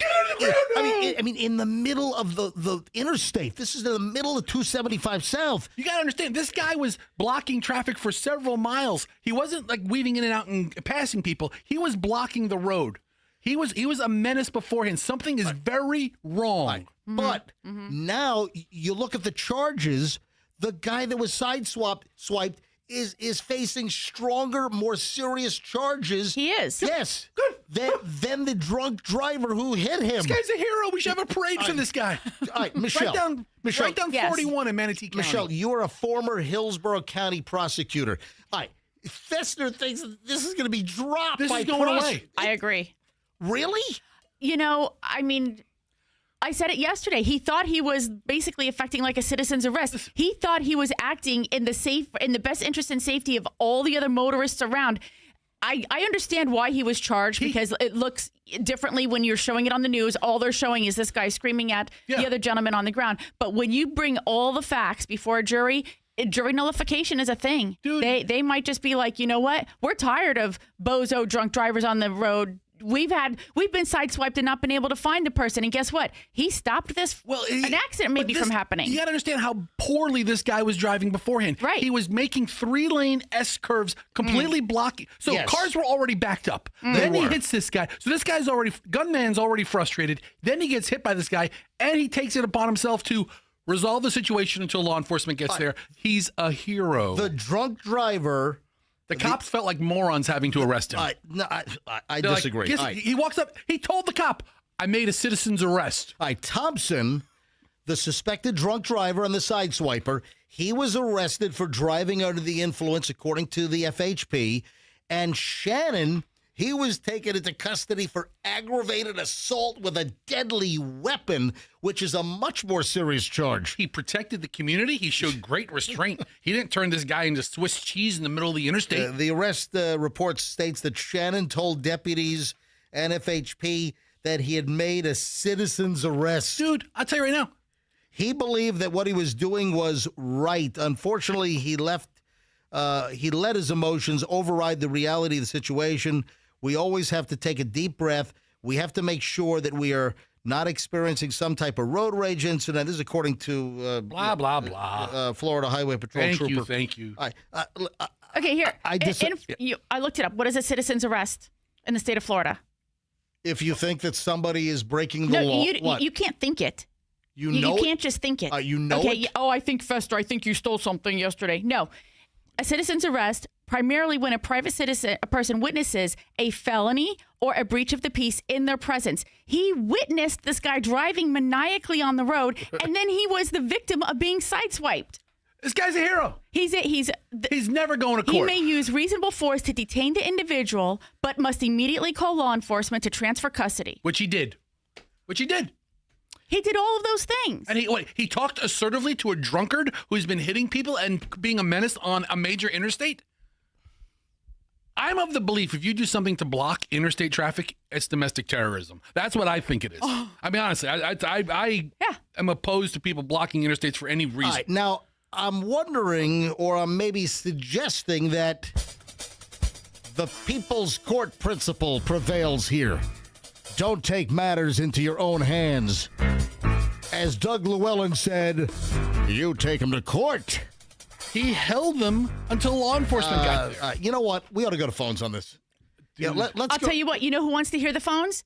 The people listening in this county, because they're going to be listening, and that's going to be an indication of where the jury might go.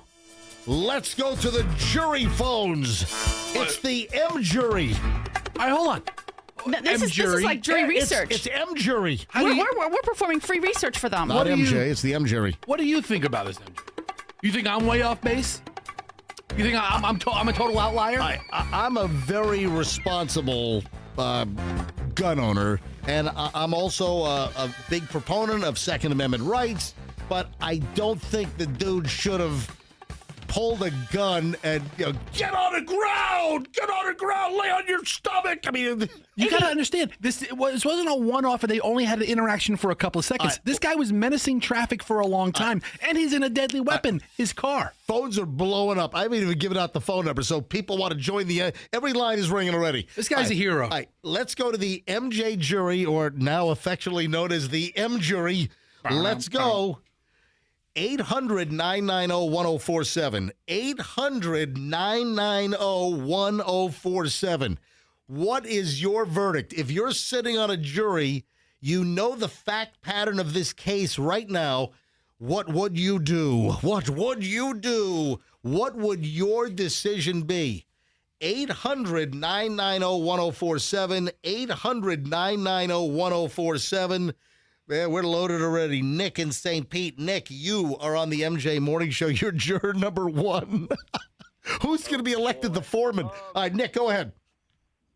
I don't know. I think everything he did was fine, but the gun part just seems a little too much. That's how he held him. That's how he held him for law enforcement. Yeah, but do you need to hold him with the gun? Because I heard, like, when you pull your gun in Florida, you kind of can't just show it, right?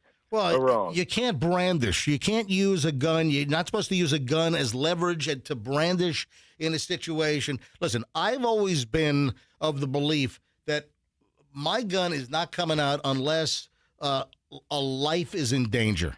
And that's the only time I would never use a gun as leverage. Nick, so that's how I feel about the situation. So all right, so hold on, Nick. I need you to make a decision. What this guy did with the gun, with the drunk driver, getting him on his stomach in the middle of 275 South, is it okay or not okay? I don't think that's okay. All right, got you. Thank you, Nick. Appreciate it. Okay, fine. Is it okay? Nick's right. It's not okay. But this guy's not going to jail. How would you get the guy out of the car? Yeah. Get out of the car. Get out of the car. What is he going to do? Crazy man who's threatening everybody's lives. Okay, let me rephrase it. Convict or non-convict? Yeah, I mean, I can think of plenty of things that people have done that, you probably shouldn't have done that. I'm still not convicting you. All right, Frank in Tampa. Frank, you're on the MJ Morning Show. Hello, Frank. Hey, good morning, MJ. Yeah. I believe non-convict. I believe he did the right thing. So if you were on the jury, this guy pulling the gun on the drunk driver on 275, you would vote to not convict the guy. Absolutely, just because what would have happened if he would have caused major accidents and wrecks down the road? All right. Thank you, Frank. Great call. Let's grab Ron in Largo. Ron, you're on the MJ Morning Show. Where are you on this? Well, you just said you can't brandish a weapon unless life is in danger. Okay. All right. this guy is driving intoxicated. The other cars on the road, those lives are in danger. So this guy protected lives. So he's no convict. This guy did the right thing. All right. Here we go. So now it's 2-1. Thank you. Appreciate the call, Ron. Let's move on to juror number 4, which is Mark in Pinellas.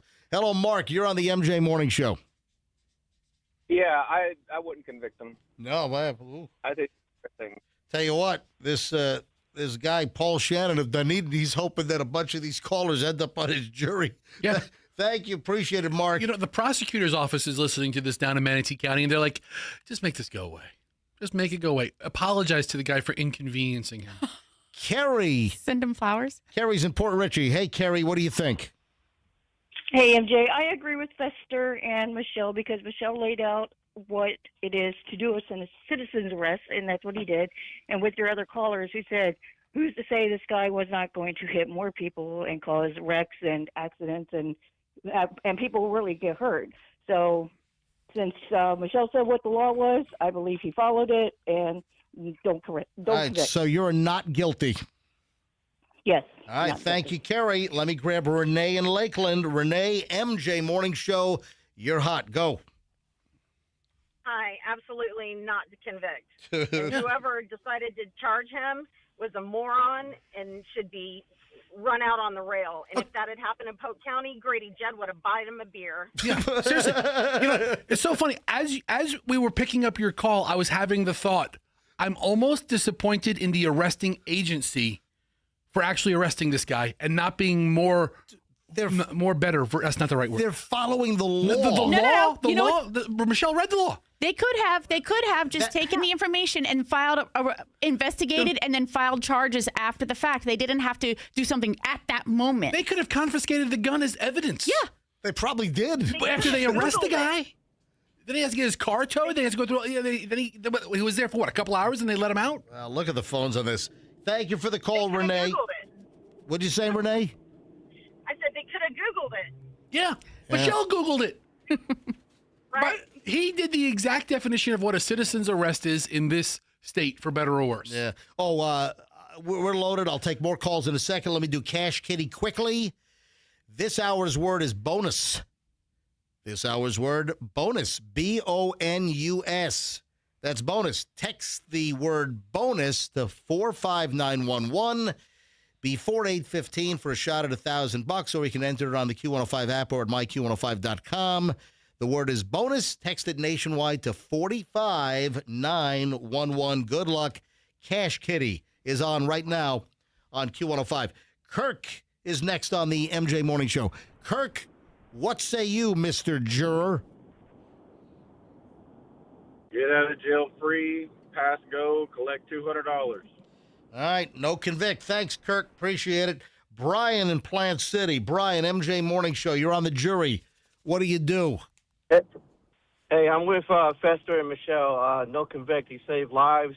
He felt everybody was in danger, especially himself. I think he's a hero. Dude, he was hit with a $50,000. Thanks for the call, by the way. He was hit with a $50,000 bond. Blah, blah, blah, blah, blah. You know, tell you what. He posted, right? I'm going to tell you right now. You know what's going to happen here? The defense attorney for this guy, Paul Shannon, he's pulling this audio from our podcast. Oh, absolutely. So, and what about all the other witnesses? Do you think that those people who felt helpless because this guy is driving like a maniac on the road and they didn't know what was going to happen, if they have all of their names and they come forward and testify, they're going to be like, we were terrified. And thankfully, this guy knew how to stop the man and get him out of the car. Lorenzo, Plant City, you're up next. Hello, Lorenzo. Hi, MJ, long-time listener. I say no convict. This guy did the right thing. I mean, if he didn't pull the gun, the guy was safe driving. Yeah, this is overwhelming. This is like. He did the right thing. Yeah, thank you, Lorenzo. Appreciate you listening, man. Let me go through these quickly. I mean, every line, even when I hang up, it refills. Man, this is like a passion project now. Yeah. Mike is in Newport Richey. Mike, you're on the MJ Morning Show. Hi. Great job. Non-conviction, call Morgan & Morgan. That'll help out. Listen. This guy was a freaking hero. So, again, great job, guys. Listen, you're right where you say the guy needs some kind of representation, but I'll tell you this. He may not, because This will never go. Now, here's my question. I haven't been arrested. Recently? You're right. But the guy gets a $50,000 bond. Yeah. How I think the bailout process works is he had to come up with 10%. Right. Right? You give the... Yeah, so $5,000. So he had to come up with $5,000. Yep. Okay. Which, is easier for some people than others, right?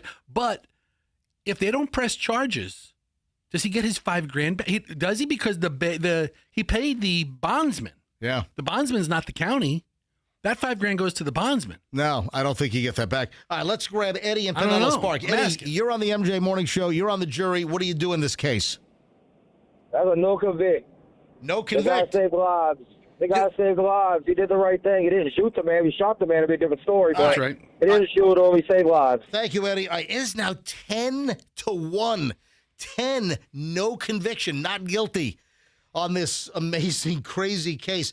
Let me grab Anonymous in Tampa. Anonymous, you're on the MJ Morning Show. What say you? Good morning. I say no convict. The guy was driving drunk, which was a deadly weapon in that case because, he was impaired. And I think the guy had the right to blow him away if he felt up to it. Well, I don't think that would have been acceptable. So hey, let me ask you a question. Why are you anonymous? Hello? Well, that's why. Hello? Because of my comment. Okay. All right. Well, Listen, thank you. You're in Florida. People saying people can blow people away is actually really quite commonplace. Another Anonymous. Anonymous in Bradenton. Go Anonymous. You're on the M jury. Go ahead. Yeah, I'm for non-convict on this one, MJ. All right, man. It is runaway at this point. How about, hey, Andrew, no more calls. I'm just going to finish up with Mike and Jeff and Tim. Kowalski's calling in. I don't know who the hell that is, but he's calling in.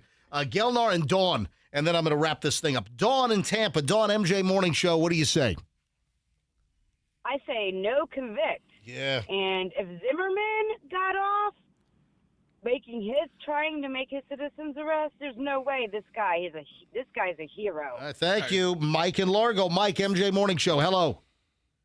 Hey, I think he's not guilty, and what's really unfortunate is that probably the next time he's going to have a chance to help somebody, he's going to think twice because it's just too much headache for him. Now all the costs, related with that, it's just, that's unfortunate. Yeah, that's an But interesting not point. no guilty. Thank you, Mike. Appreciate it. Jeff in Manatee. Jeff, MJ Morning Show. Hello.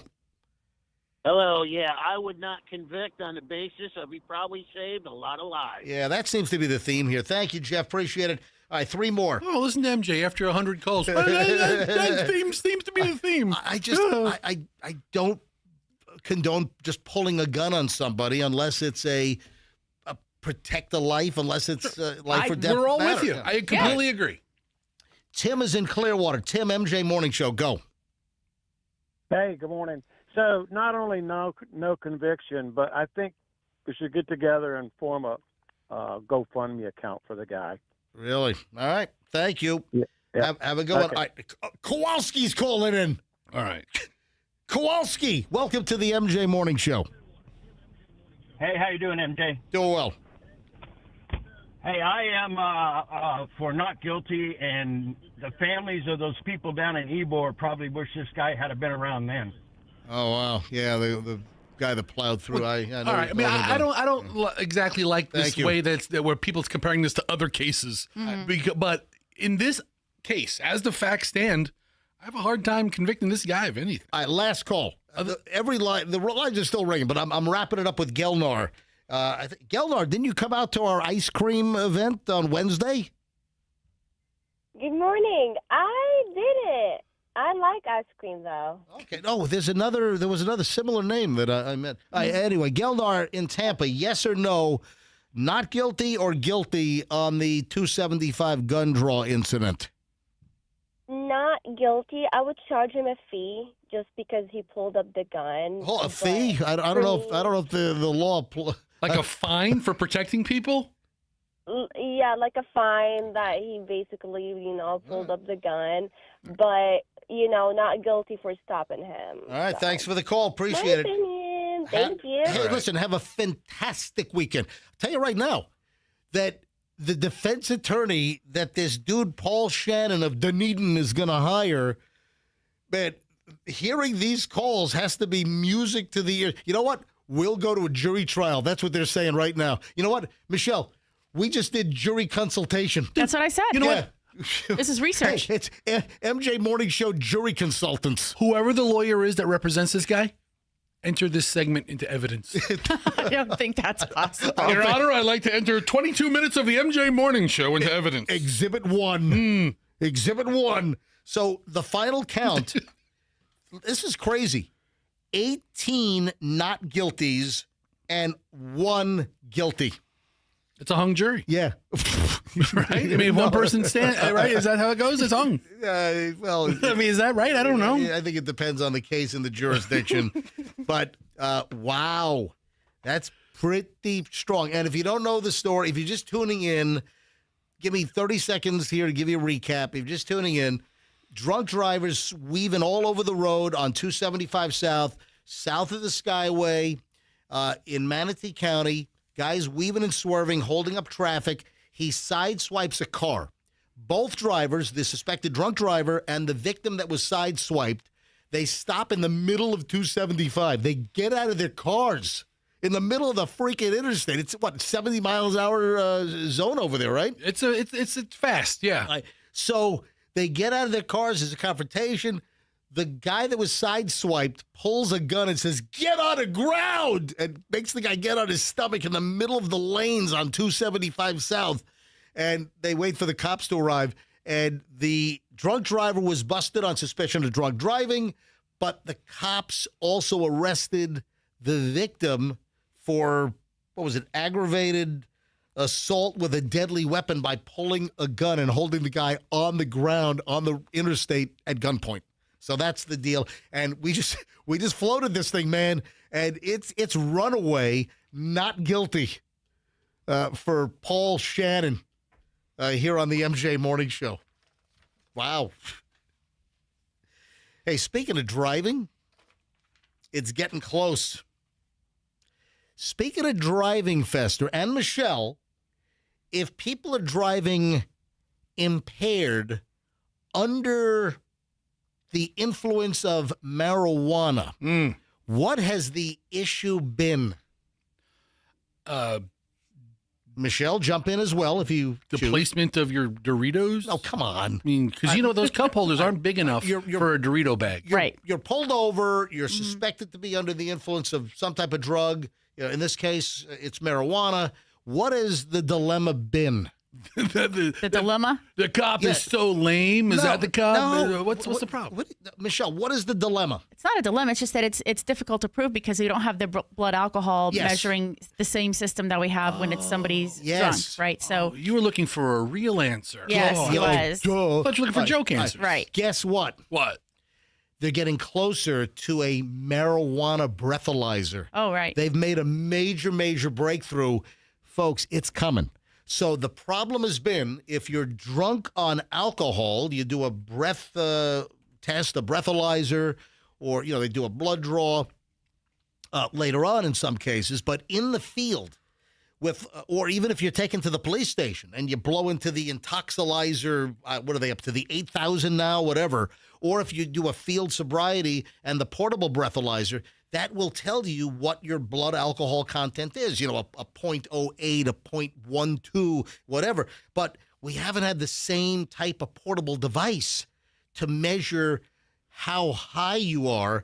And there's, I guess, a standard is going to be worked on what the actual THC volume is going to be and what's going to make you impaired. But this is incredible that there's been a major breakthrough in the development of a marijuana breathalyzer with a study partly funded by the Department of Justice showing a potential pathway for a portable, low-cost device that looks like an inhaler for asthma to then determine what your THC or, it'll detect, Delta-9 THC without secondary lab analysis like a blood draw, for instance. But the marijuana breathalyzer is geared toward actual breath particles to talk about recent marijuana smoking. Yeah, correct. Like if you get a hair test, they'll find marijuana from 6 weeks ago. Yeah. That's no good. Yeah. So most THC breathalyzers on the market are merely collection devices that need further laboratory analysis. Yes. But they've made a major step in the portable one. So at some point, folks, in the coming years, there's going to be a portable pot detector. We need it. And they're going to establish, there's going to be some kind of a federal level, I'm sure, that's going to be established, like 0.08 for drunk driving. But heads up, it's a coming. And I'll tell you what, the number of people that are driving stoned, it's insane. Michelle, I've told this story on the air before. I think I've mentioned it to you. I'm sure you've heard this.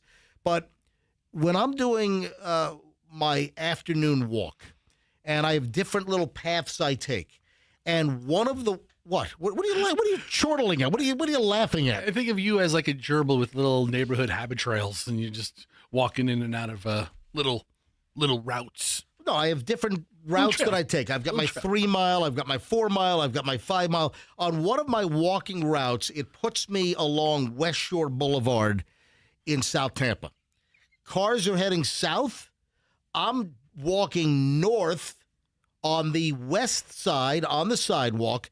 And the point I'm trying to make is when I do an afternoon walk, and a lot of times it's around drive time, 5 o'clock, 6 o'clock, 6:30, in the early evening. The point I'm trying to make is the number of whiffs of the scent of burning cannabis. What are you laughing at? It's the amount of marijuana, the cars that pass, and the marijuana smoke that I smell coming from passing cars after apparently they've had a rough day at work. It's alarming. It's like maybe 2 out of every 10 cars. I'm smelling like marijuana as they pass. I'm a windows down driver like half the time. Uh-huh. Right? I like rolling the windows down and driving like a maniac. And at stoplights, occasionally you smell a cigarette, and you look around and you see a car 3 cars over, you see him smoking. Okay, big deal. But so many times you're at a stoplight and just the smell of pot just comes wafting right into your car. Yeah. And I'm thinking, well, especially if you have your windows down, that's number one. But also, if you don't have the recirculator arrows on your climate control, your air conditioner in your car. Then you get that sweet smell of cool marijuana. Yeah. Because it went through the AC system already. Michelle, you sent me a video. I did? You did? Is this real? I mean, it looks real. Yeah. This looks real. Fester, you're not going to believe this. Where can Fester find this? I don't know what you're talking about. What's the video? It's the dude being arrested by the cops in his house, and he's sitting on his couch in a poopy diaper. Yeah, I don't even know where it came from or what the hell. I couldn't find anything about it. This is a guy that apparently has no personal faculties issues. He appears to be in full control. He appears to not have any problems. And the dude's house is raided, or cops make entry, and the guy is sitting on his couch in a baby diaper, and apparently it's got a load in it. Whoa. And the cops are arresting him. Michelle, where did you find this? Was on Reddit? I sent you the link, so I don't know. Oh yeah, it's on Reddit. It's called TikTok Cringe. Yeah. And the headline is "Some Dignity, Please." And the guy is sitting in a diaper full of poop, and he's getting arrested in his house. And he's sitting on his couch in a diaper, and then on his couch, he's actually sitting on a black trash bag. So in case there's any diaper leakage. Well, I sent it to you because I didn't know if it was true, but What is going on? I don't know all the stories you've covered over the years, so I'm like, did you cover something like this? Did you talk about, have you seen this before? Hold on. I know we've talked about old Jerry Springer episodes where you have Looney Tunes that want to pretend they're like a baby, and they sleep in a crib, and they have a rattle, and they goo goo gaga, and they got diapers on. Mm-hmm. Pred wearing diaper full of SH gets arrested? Gets arrested. Right. Oh, dude. So is that a real thing, Fester? Now, they're saying Pred, so does that mean it was he might have been a sex predator or a child predator? Right, because there are these private organizations or private groups of citizens who do try to still do the catch a predator process. These are real cops. Yeah, these are real cops. No, right. So what happens is the private organization will do it, and then guess what they do? They alert the cops, and the cops go and get them. And then the guy takes the diaper off. The cops as they're about to cuff him, they make him take the diaper off. Then a cop hands him a whole bunch of tissues to clean himself up. We need the audio. We got to play the audio. I don't know. I mean, I don't know either. But if you're going to paint the picture, you got to hear it. All right, unmute it. Come on, Papa. Go on. Can I at least get some dignity with the... No, you can stand up and dignity. Bye. The guy's asking for dignity. All right, so he's under investigation for child something. Tell you what, go ahead and take your diaper off and put a fresh one on. Take it off, put a fresh one on. I'm not putting you in my car. I'm not putting you in my car. Okay, all right. Then the guy drops the diaper. Yeah, do I dump it? No, just jockey your pot. Look, you see the text here. Officer Ray's. I hit the dump button. Okay. You got me all scared over here. I'm telling you, read it. I'm all scared and confused. I mean, it is appropriate to I hit the dump button. They drop a couple of SHs. But I think they said you're under arrest for child something or other. And here he's sitting in a freaking diaper with a load in it. Now, he has no pants. He's asking the officers if they have a pair of pants he can use. And then he's having an emotional breakdown. Oh, my God. Please. You know what? You're going to get cuffed and you're going to walk out without pants if you don't put your pants on right now.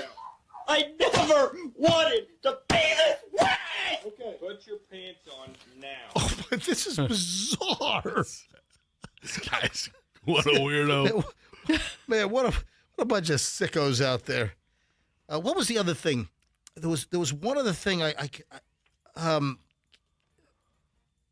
was one other thing that's like sticking in my memory. What one other I forgot. I had it and I lost it. I'm sorry. There was something similar to this. But Michelle, what are you looking at? Where are you finding this stuff? I guess Reddit. Wow. If that's the one that but I'm on Instagram and wherever. All right, let's talk about Artemis for a second here. This is fascinating. Michelle's like, hey, are we going to watch the Artemis splashdown? Yes. I set an alarm. And I got to believe that it's going to be covered. I mean, NASA's going to have, they're going to have video that's going to be beamed from the ship. You've got a whole, flotilla that's going to meet this splashdown. So the big deal is tonight at 8:07 our time, it should be splashdown for the Artemis 2, the return of these 4 astronauts that slingshot around the moon. This is the precursor to putting men or astronauts back on the moon in roughly 2028, a couple of years from now. And, all fingers are crossed, and, there's some butterflies in the stomach regarding reentry, because these astronauts are going to fly like a freaking meteor. They're going to fly through the atmosphere. They're going to re-enter at 25,000 miles per hour. The outside temperature and the heat shield is going to hit temps because of the friction and coming through our atmosphere at 25,000 miles an hour. It's going to hit 5,000 degrees. That's incredible. It is. I wonder if I had the UV glove on. If I touched the bottom of that, would I be okay? You'd be fine. Yeah, I think the UV glove would totally protect my hand. I saw the latest UV glove infomercial. Yes. And it was like, you can touch the Artemis re-enter. So it's a 13-minute ride. Yeah, 5,000 degrees. That apparently is half the temperature of the freaking sun. Wow. I thought the sun would be hotter than 10,000 degrees. It's pretty efficient. So we're going to have the Orion capsule. That's going to separate from the power module, and the astronauts are in the capsule, the Artemis capsule. It'll separate, and then like a ball of fire. I'm sorry. I'm sorry. What? Are you saying capsule? Yes. Or capsule? I said capsule. Okay, because it sounded like you're saying capsule. And I'm like, what is this ass clown doing mispronouncing capsule? It sounds like you're really emphasizing the U. It's a capsule, a space capsule. Okay, that sounds better. But the first time I was like, whatever. capsule. Whatever. Capsule. All right. So pull the audio, Andrew. You'll see. You'll think I'm crazy. There's also going to be a lot of tension because as this thing flies through at 25,000 miles an hour with a temperature on the heat shield of 5,000 degrees, they're hoping that obviously the heat shield holds, and we don't want them to, burn up like, Crispies. But there's going to be a 6-minute loss of communication with mission control. So when you have like all of these insane ions flying and sparks and a ball of fire, 6 minutes of loss of communication is going to happen. So that's obviously going to be nerve-wracking and, you know what? I might even say harrowing.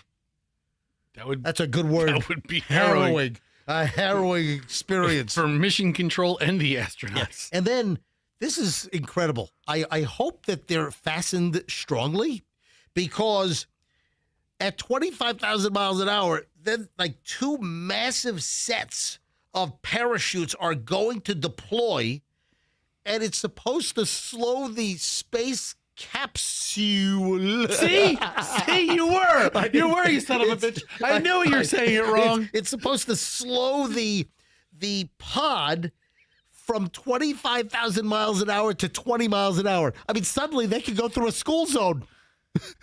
From 25,000 miles an hour to 20 miles an hour. School zone acceptable. I think school zones are 15, aren't they? Oh, well, then give them a ticket. 5 over. 5 over. 13. What you said, 13 minutes, right? I think it's a 13-minute re-entry ride. Yeah, 13-minute. This is an freaking ticket, man. Right? And then we're gonna have the USS John P. Murtha. That'll be waiting. What are they saying, Michelle? It's like 80 to 90 miles off the coast of San Diego, if I'm not mistaken. I thought you mentioned that. I did yesterday. Yeah. Now, these NASA folks are pretty exact on most things. Do they know, like, exactly where it's supposed to splash down? What if they're all waiting off the coast of San Diego and they end up off of Cabo San Lucas in Mexico? Wow. That's... Might be a problem. They end up in Santa Barbara. Is that international waters? No. It's international waters, Well, right? no. If you're 80 miles off in the Pacific, yes, it's international waters. Yeah. Okay. Yes, absolutely. I hate for like the Mexican army to pick them up. Right. You know. All right. And then I want to play one other audio bite. Who's this dude? This dude is retired U.S. Air Force Colonel Terry Virts. And he was a former NASA astronaut. And he was being interviewed on TV yesterday, and I thought this was an interesting piece of audio. Listen to what he had to say. I'll tell a quick story. When I came back on the Soyuz, my crewmate, Scott Kelly, he had done it before, and the only time I had landed was on a space shuttle, and he said, hey, you're going to think you're going to die because it's such a crazy ride, but don't worry, you're not. And I'm glad he told me that because we were tumbling, and it was such a crazy ride when we hit the atmosphere. And I remember thinking, I'm glad Scott told me that, or I would have thought so. These guys are in for quite an amazing return to Earth tomorrow. You think you're going to die, but you're not. It's a good tip. What's that? You think it's butter, but it's not. What was that slogan? You think you're going to die, but you're not. It's like the I can't believe it's not butter commercials. Yeah, something like that. Just big concern, though, is the heat shield. And they say it's going to hold, but, I mean, who really knows? I guess we'll find out. 8:07 tonight.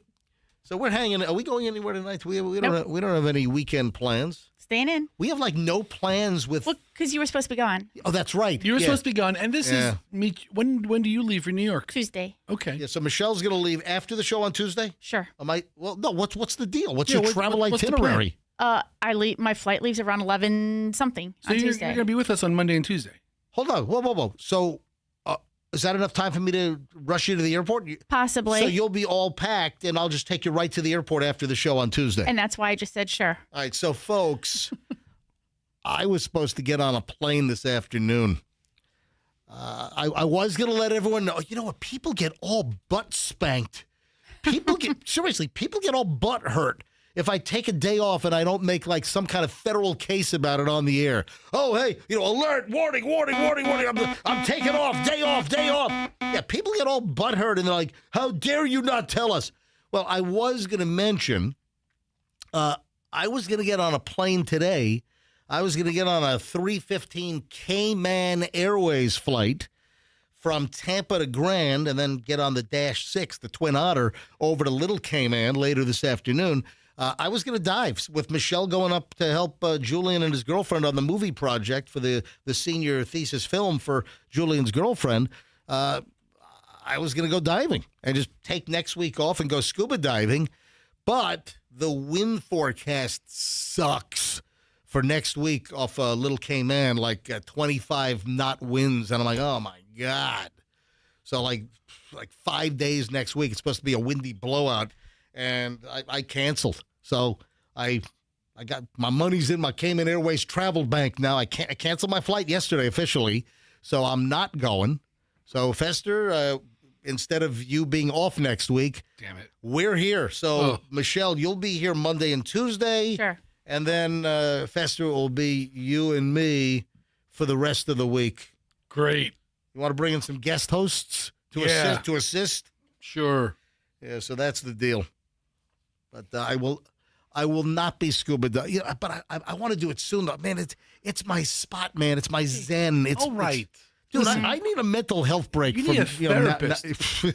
Listen, if anything, you should be talking about this in a positive tone because you're avoiding a negative experience. Listen, you know what? You sound all pissy about it. This is a good thing. Hold on. I'm pissy because I was so looking forward to scuba diving in Little Cayman, which I've been diving there for 30 years.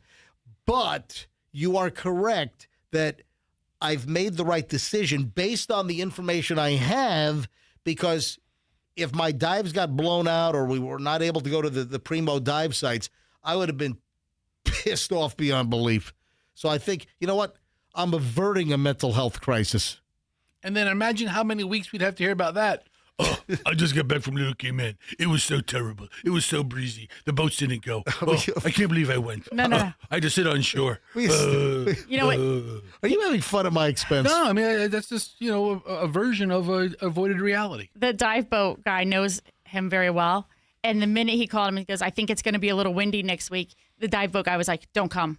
Don't come. Because he knew right away. And I said to him, I was like, you know what? He knew that if you went, he'd have to listen to you for a whole week, bitch, complaining. Belly. Can't we get over there? Can't we go this far? I said, he did the right thing. I'm thankful that he knows you that well and that your expectations are very high and you would like to enjoy the time there. And you know what? It's very respectable of them to say, hey, you know what? You stay home. No, listen.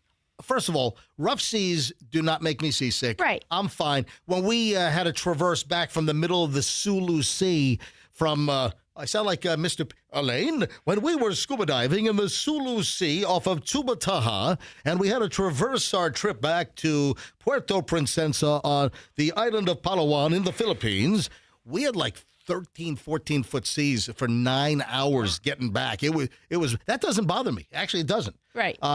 What bothers me is not being able to dive the spots I want to scuba dive. Yeah. So that's the deal. So I will alert to Cayman Airways, all the Cayman crew at Tampa International Airport. Alert, I will not be in seat 10F to Grand Cayman later today. Yeah, I don't know that you need to alert the airline. Alert. TSA is not going to miss you. All right. Oh, you know who we didn't see today? We didn't see him there. And guess what? What? It is being reported by Page 6 that there is a wedding date and a location for what? Humongous, long-awaited nuptials. Not so long awaited. They only just got engaged last summer. Well, I'm being a little facetious. Yeah, I think so. All right, so we have a date. You know what? I think this is selfish.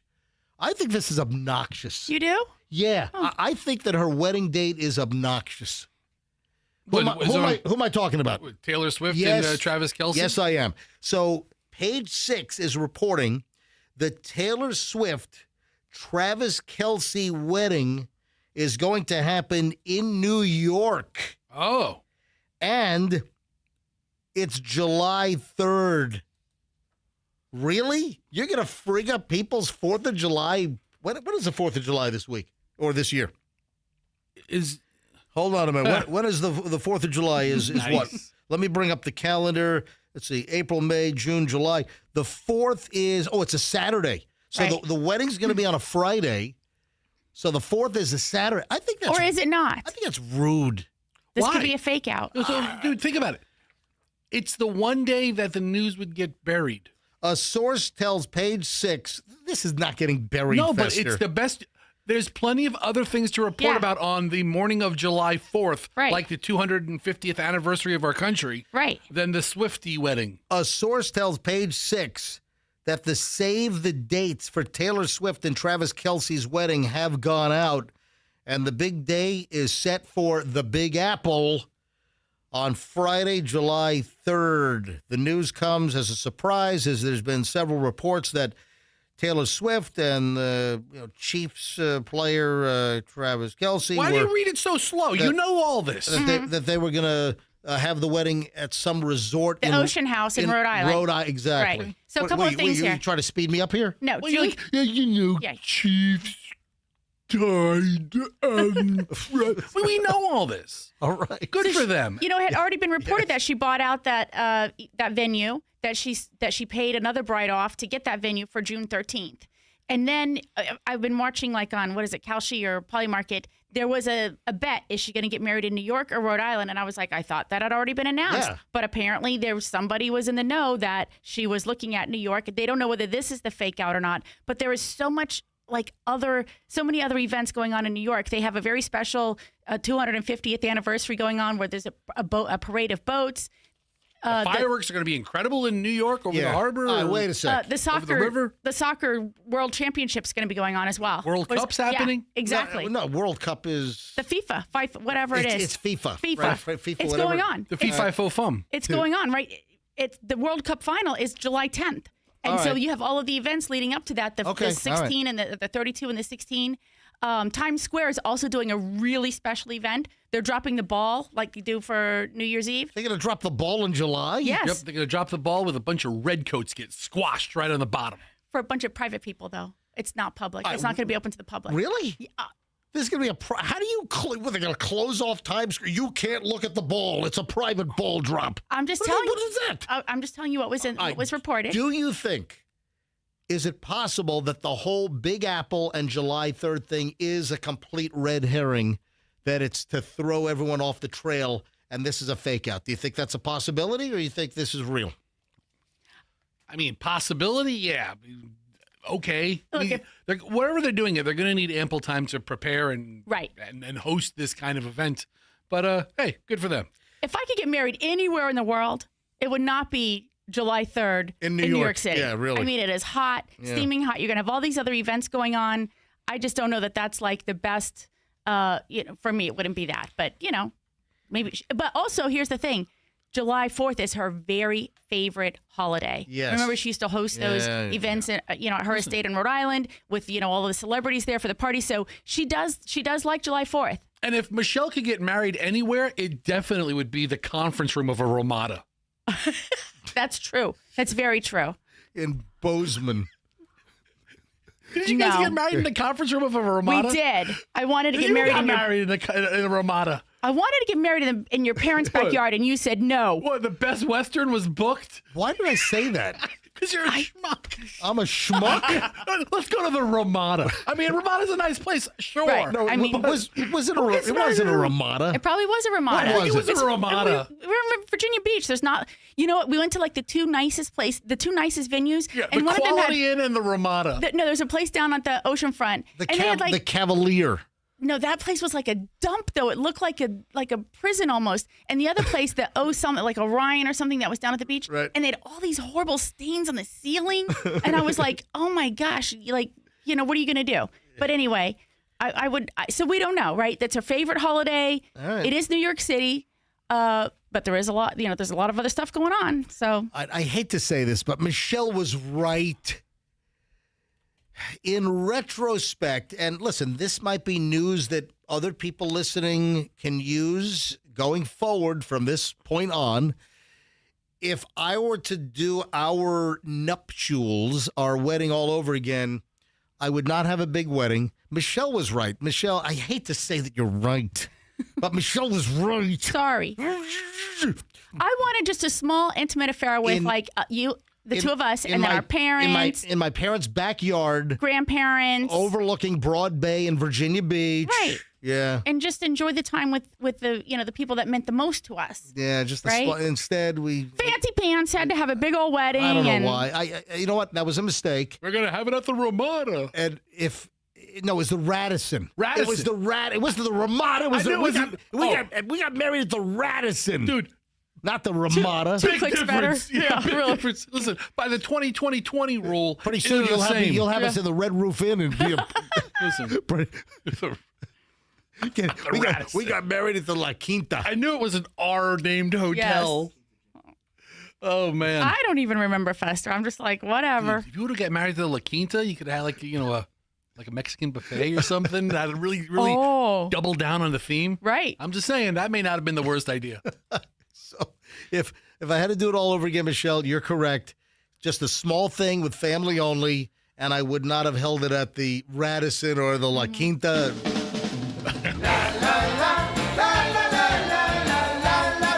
The band could have played this.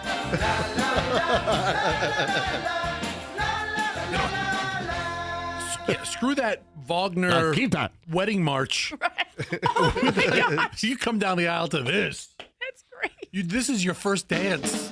Here comes the bride. Here comes the bride. Here comes the bride, bride, bride.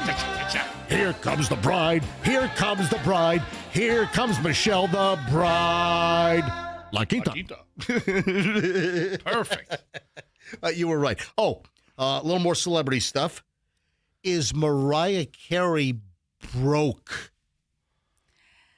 Yeah, listen to this. So Mariah Carey, this is what has people speculating that she might be out of cash, that Mariah Carey is broke because she, I guess, is selling her prized New York City penthouse triplex.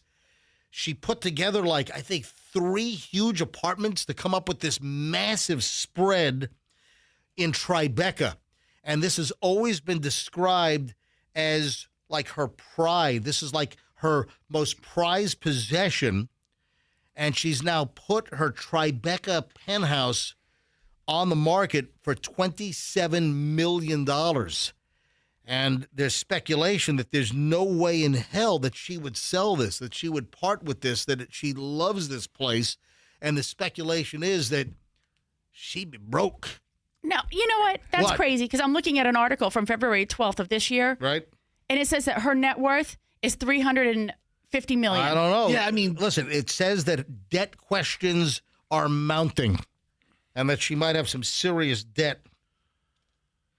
Also, public records reveal. Listen to this. All right, you're worth what are you saying? She's worth 300 and what? The title of the article is Mariah Carey has an estimated net worth of $350 million. Listen to this.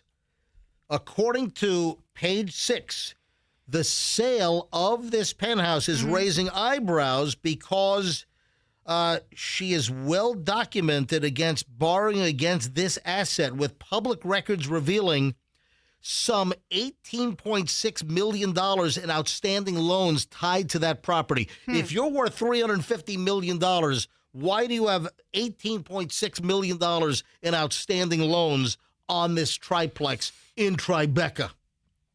Okay, so I'm reading a little further down the article, and it says her ex-husband, Nick Cannon, has publicly stated that it costs her $150,000 to $200,000 just to leave the house, factoring in security, private jets, and a full glam squad. A glam squad. You know what? That's what you need, Michelle. I do. Yeah. You need a South Tampa glam squad. Yes. Dude, I need a ham squad. Just making delicious ham sandwiches. I need somebody who's a former assistant manager at Honey Baked Ham. Oh, I love Honey Baked Ham. Always at my side. And what is a briefcase with a sandwich ready to go. I'll hang out with you then. Awesome. All right, answer me this. What is the definition? What is the well-known definition of insanity? What, to do the same thing over and over again and expect different results? Just stop right there. That's so old hat. You said what's the old definition? That's I'm going to tell you right now. The definition of insanity, the new 2026 definition of insanity, is Blake Lively apparently nowhere giving up her legal battle. Good for her. What? Good for her. After all the serious stuff was chucked by the judge, Michelle, what is going on here? She wants to go through with the trial. She has shifted her narrative of the trial. It was first about, sticking up for women, sexual harassment in the workplace. Now, because of all those claims being dismissed, the retaliation claims have become front and center. So she believes now the theory of her case is that she complained about sexual harassment. It wasn't addressed properly. They retaliated against her, mostly with online bots and messaging and negative comments. This just seems really hard to prove on one person. Crazy. You don't think so? I mean, it just if you're going to blame bots. Right. So it's a PR firm that was hired supposedly by this Justin Baldoni and his company to manufacture a negative narrative about her. And so what she's very cleverly done is she's referring to this as digital violence. Also, the same initials. Digital terrorism. DV for domestic violence. No, it's digital violence. Wow. She's trying to sort of, align herself with victims of domestic violence and, yes, what? Fester. Yes. I want you to want me. No. Okay. I want you. Let's have a couple of drinks first. Listen to me. I want you to type this into Google. You got to see this video. All right. There was a car explosion, and this is a warning. This is going to be a warning to people listening because you might do this. You got to make sure. You got to type in car explosion. Type in, you know what? Burke, Virginia today. That might be it. I typed in car explosion, and that was the first. Oh, wow. Google. So, wow. I was going to tell you to go to NBC Washington, D.C., NBC4 D.C.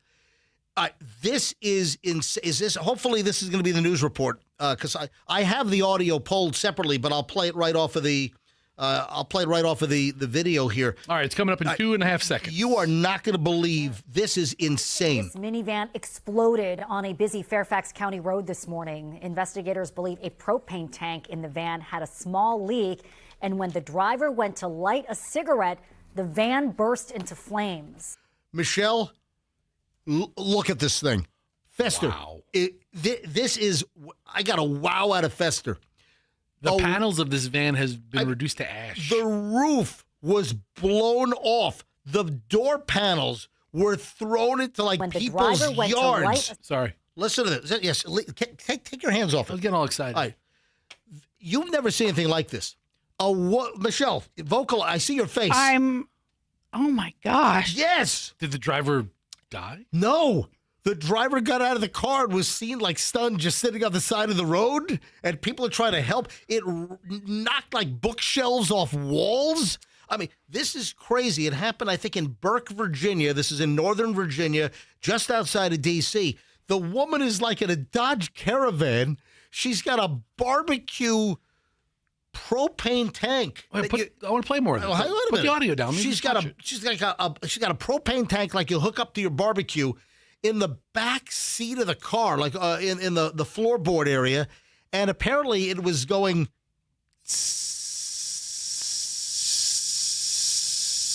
A slow little leak.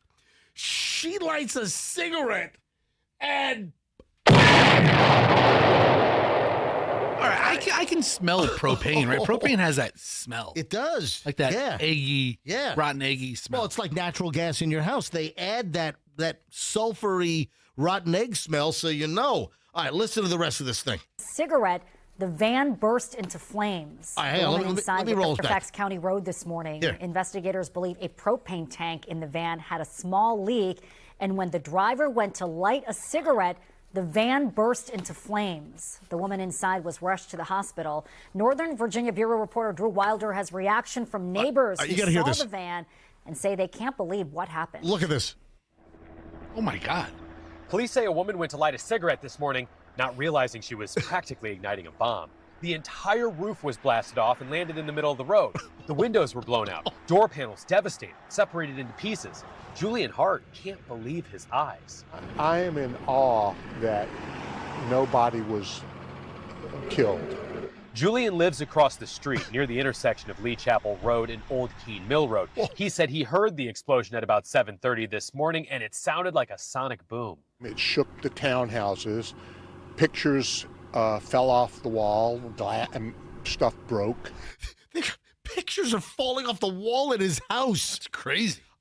The door panels, the metal blown off. You see the innards of the door panel. I mean, the layers of the door, the exterior, the interior, the window mechanism, they all blown to. You know what this is like? This is like in the movie The Blues Brothers. At the very end of the movie, where they pull up to the the Cook County Assessor's office, and the Bluesmobile falls apart and all the parts fly. I mean, it's 10 times worse than that. This is insane. Fairfax County Police say a woman was driving this Chrysler minivan this morning, and there was a propane tank inside with an apparent leak. By the way, it was a blue Rhino. Look at the sticker. The sticker survived? Well, the propane canister survived. It was the fumes.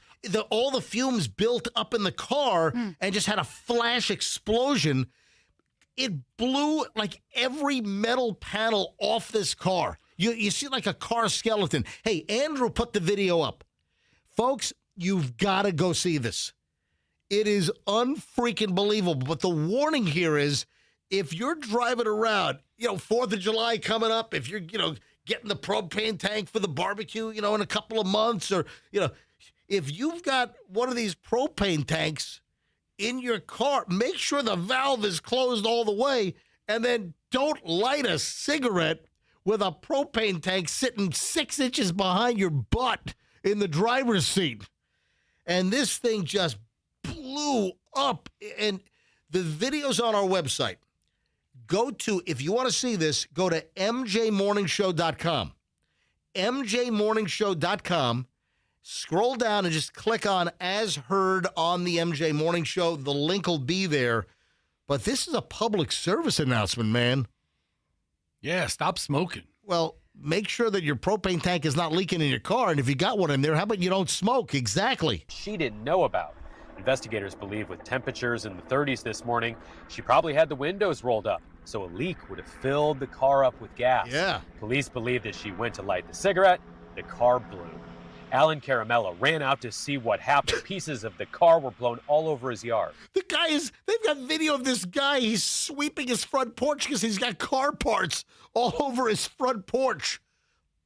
Fragments, plastic, all kinds of junk. There was a piece of door right here, big piece of the door. The guy's pointing at his front yard. Yeah, a piece of her door is in my front yard. From the van? Yes, right here. There's the door, easily 100 feet away from the van. Pieces of glass were everywhere, too. Sitting on the curb in front of his house, he says, was the driver. A woman was comforting her. She was just shaking uncontrollably. And she had burns on her arms. It was like red, like a deep sunburn. Alan says the woman walked herself to the ambulance when it arrived. Police say her injuries are not life-threatening and say that while the explosion appears accidental, they have assigned a major crimes detective to the case. I'm telling you right now, this is a State Farm commercial with J.K. Simmons. That's a Farmers commercial. I'm sorry, Farmers. Jake Farmers. is State Farm. Okay, that's right. Jake is State Farm.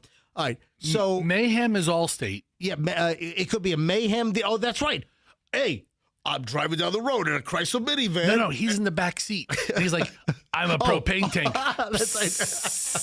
That's right. And if you light a cigarette while you're driving with me in the back, that's right. Mayhem's coming for you. J.K. Simmons, he's Farmers, because we know a thing or two because we've seen a thing or two. They haven't seen this. Oh, man. Oh, my God. At Farmers, we know a thing or two because we've seen a thing or two. Yeah. Well, I like the mayhem is good. So, yeah, you got the actor dude sitting in the back seat just going, tss, and he's, I'm a propane tank. Yeah, I have a small leak in the back seat of your minivan. Yeah, and you fire up a no-filter Camel in the front seat while driving like an idiot. So, yeah, the woman who was driving, I guess she's the victim in all this. Yeah. Did she like get all of her hair singed off? I mean, I don't know. I mean, how is she? I don't know how she's like not more injured than what they've described. How is she not blown apart? Why aren't her arms and legs and head in neighbors' yards? That's what I want to know. Every airbag went off. Right. The whole car. The whole car's been deconstructed. Did that somehow shield her or protect her from like the flames or something? I don't know, but what a mess. Oh my God. Yeah. Check your propane tanks, people. I had a friend who was a firefighter, and he said, he would go to house fires, and the only thing standing, the only thing left was the propane tank. So they're very, very, very secure. When we get back, we've got the 9 o'clock hour, and we are loaded. Oh, the humanity. All I have to say is I saw an unbelievable tragedy unfold.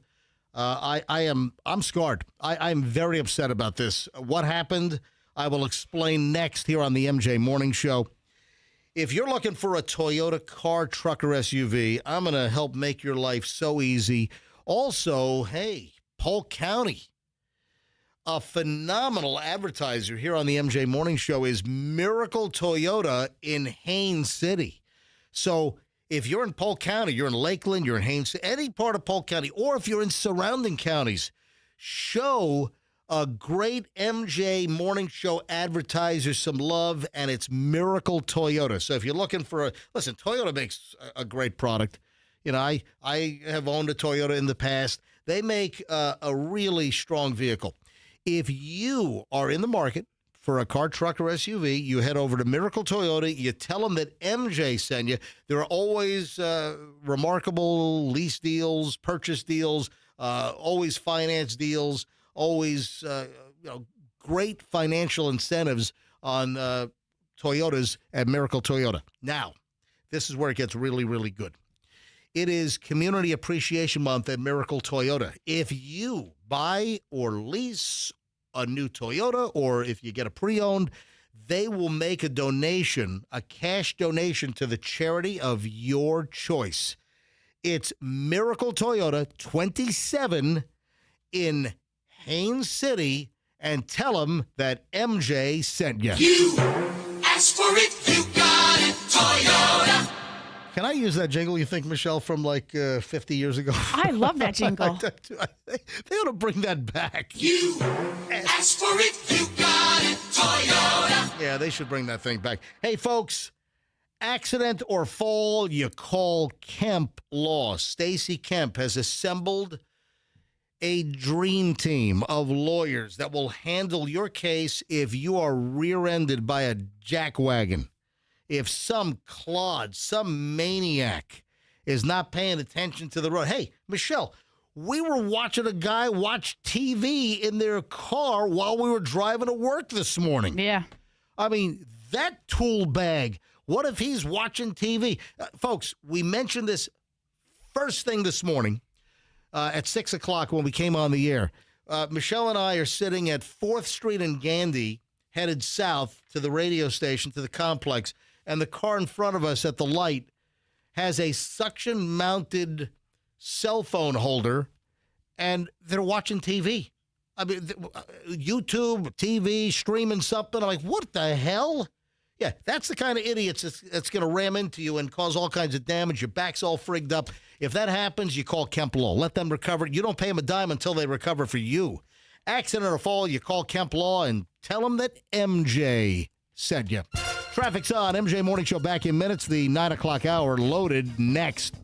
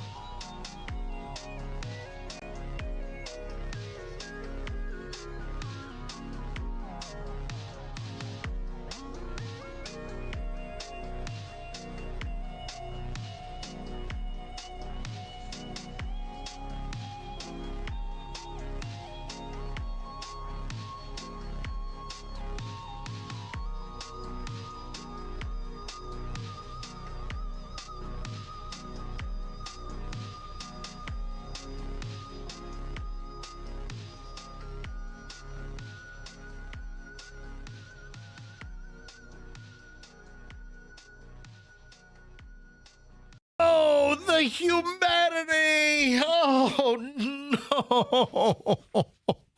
Man, this really hit me hard. When I saw this, I'm like, oh, no. A semi-truck, a 55-footer, filled with caught on fire. Oh, no. Filled with blank. What would get me this upset? All right, let me think now. You would get this upset if a semi-truck filled with pretzel pieces from the Pennsylvania factory caught fire. You're close. Okay, all right. Now, you're not far off. You're barking up the right tree. If you had a semi-truck full of like gummy bears. Second guess. Oh my God. Yeah. Dude, you're good. You are good. Wow. I think I'm going to do a new feature next week. The MJ Morning Show bingo card. And maybe have a different one each week. I had that one on my bingo card. Listeners can play along. North Platte, Nebraska. Yeah, Sheriff's Office said there that on April 7th, that was what, Tuesday? About 3:55 in the morning, deputies responded to the report of a semi-truck on fire. Oh, no. Oh, my. Oh, Lord Jesus, it's a fire. It's a delicious fire. Oh, man. A melty, sticky mess. Oh, Lord Jesus, it's a fire. Yeah, gummy bears. The semi was loaded with, like, gummy bears, gummy worms. You know, I couldn't see which brand. You know, but I love the gum. One of my favorite candies are the gummies, whether it's the Haribo gummy colas. I'm a big fan of the gummy colas. I like the Albanese gummy bears. So I like Albanese gummy bears better than the Haribo gummy bears. It looks like they're in distribution bags for like bulk shops. Oh, these bulk? Oh, that's a different. I didn't see that picture. Yeah. Yeah. Oh, what a loss. Yeah, like what a loss. You go to those places where they have the barrels and you can like scoop as much as you like. They're in like 5-pound bags. All those poor gummy bears and gummy worms. God, what a way to go. In a truck fire. All right, listen to this. This lady is refusing to return money that was paid to her erroneously on her paycheck. Finders keepers, losers weepers. Well, Michelle, I might need a legal opinion on this. This is a woman, not in Florida. This happened up in Arkansas. A woman is facing a felony theft charge because cops say that she's refusing to return nearly $20,000 that her employer accidentally paid her because there was a payroll glitch.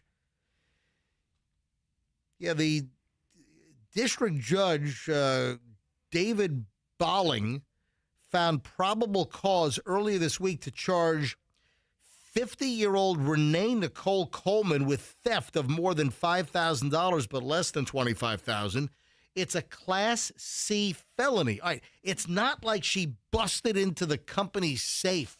And she didn't like embezzle the money. No, or she was not, cooking the books and Right, she didn't do anything at all.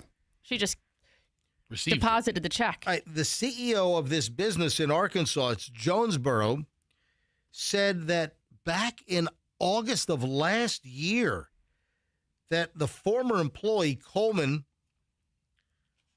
ended up with these funds.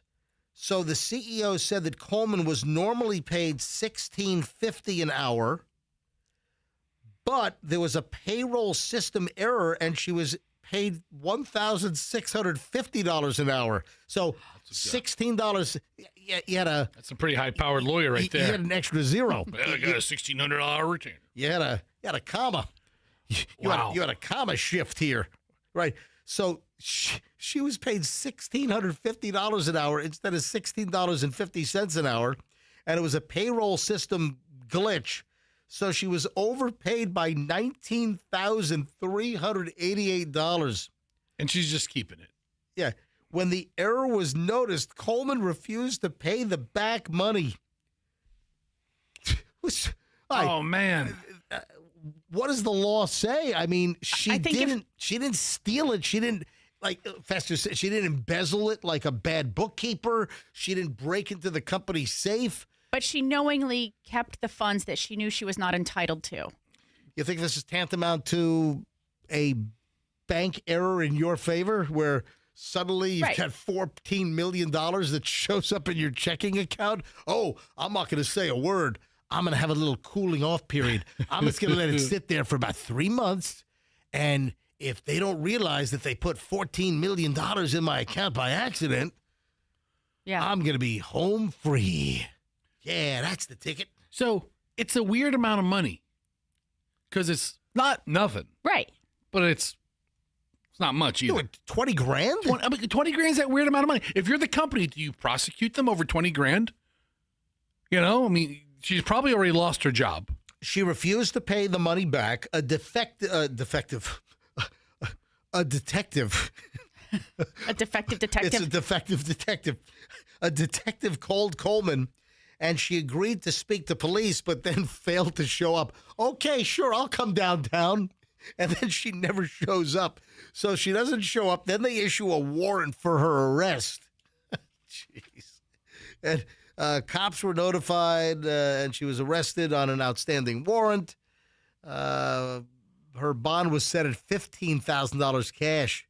What if she blew it? Listen. What if she goes like, she's the got Indian casino? Yeah, really. Anyway, she's scheduled to be arraigned next month in May up in Arkansas. Listen, if you get that kind of money, do you really think that you're going to be able to keep it if there's an error in that? You know what she was hoping? She was hoping nobody would notice. Nobody would notice it, and that she would have this sudden, unexpected windfall that just fell into her lap. But that was not the case. Hey, have you heard of Rhino Trank? No, what is that? Rhino Trank. Sounds like it would have to be strong. Yeah, so it's a combination. There's a street drug called Trank. It's Tranq. Trank. So you might have heard of Trank. It's an animal tranquilizer that's mixed with fentanyl. And now there is a new CDC warning about an even stronger version, and they're calling it Rhino Trank, which apparently Narcan doesn't work on. Like, it's so strong, apparently, that the Narcan is, like, useless. Because right now, when someone has an opioid overdose, the go-to is you jam them up the nose with a Narcan and, and spray that stuff up there to reverse the opioid overdose effects. But now you got Rhino Trank emerging as a very, very risky, juiced up, jacked up, super version of the street drug. And it's a mix of fentanyl with the animal tranquilizer medetomidine, whatever. And it can be very dangerous because it can increase the rate of overdose. It can increase the rate of low blood pressure, other cardiovascular issues. And they're saying that the Narcans just don't work as well with this Rhino Trank. Far more dangerous. So I just don't understand. I don't understand the whole street drug thing, not knowing what the hell you're taking. And naloxone, which is Narcan, it does not. I guess it'll work on the fentanyl portion, but it doesn't work on the animal tranquilizer, the medetomidine portion of this mix of street drug. But Rhino Trank. That's some pretty strong stuff. People are really desperate to get high. It really is. It's pretty sad, actually. I don't understand it. And then we have a couple of fast food items here. What the living bleep is going on of late? It's another one of these where a fast food worker pulls a freaking gun on a customer. Don't mess with fast food workers. And the latest is right here. The latest is in Polk County. I made a point, was it earlier this week or last week? And we had another one of these cases where the The fast food worker pulls out a gun, gets into an altercation with the customer. It's happened at the drive-thru. It's happened inside the store. It's happened at the drive-thru, and then the manager or some worker comes out with a gun and shoots at a customer in the driveway or the parking lot. Well, listen to this one. Cops in Polk County have arrested a Taco Bell employee after he allegedly pointed a gun at a woman as they were having an argument. Yeah, this is in Haines City. I'm sure it's right down the street from Miracle Toyota. Right down. In Haines City. She went to Taco Bell to celebrate her new Toyota. What? She just picked up a brand new Toyota at Miracle Toyota. You know what? I want a burrito supreme. I want a chalupa. So this male, he's a manager. Well, I guess not any longer. So this happened at 1:28 in the morning back on April 3rd. The Haines City Police Department, they're called out at nearly 1:30 in the morning about an aggravated assault. The cop arrives, makes contact with an Uber driver and his girlfriend. The Uber Eats driver told police that he was attempting to pick up food in the drive-thru when he got into a verbal altercation with the employees at Taco Bell. Cops said that Jadiel Luis Baez, the manager of Taco Bell, stepped in, tried to, remedy the situation regarding the order. The Uber driver told the cops that Baez refused to provide them with the food that they were there to pick up to bring to the customer, and Uber instructed them to gather the necessary information regarding the incident. The driver then says that the Taco Bell manager comes out of the building and begins walking toward his vehicle. Cops said the driver's girlfriend then gets out of the car while shouting at Baez, well, give us the tacos, give us the food. So the girlfriend, I guess the girlfriend of the Uber Eats driver, she's along for the ride. Yeah, nothing like, hey, I'm keeping you company at 1:28 in the morning while you're picking up Taco Bell. Listen, people try to get their relationship time any way they can. I got to make some delivery orders, honey. You want to come? So sure. Listen to this. The girlfriend of the Uber Eats driver gets out of the car, and she takes out her cell phone, and she starts recording the whole situation. I guess that incensed the Taco Bell manager. That's the right thing to do, honestly. He then goes to his car in the parking lot and pulls out a Glock 43 handgun, walks toward them, brought the firearm up, took a defensive shooting position like, police, freeze, or Taco Bell manager, freeze. Freeze in the name of queso dip.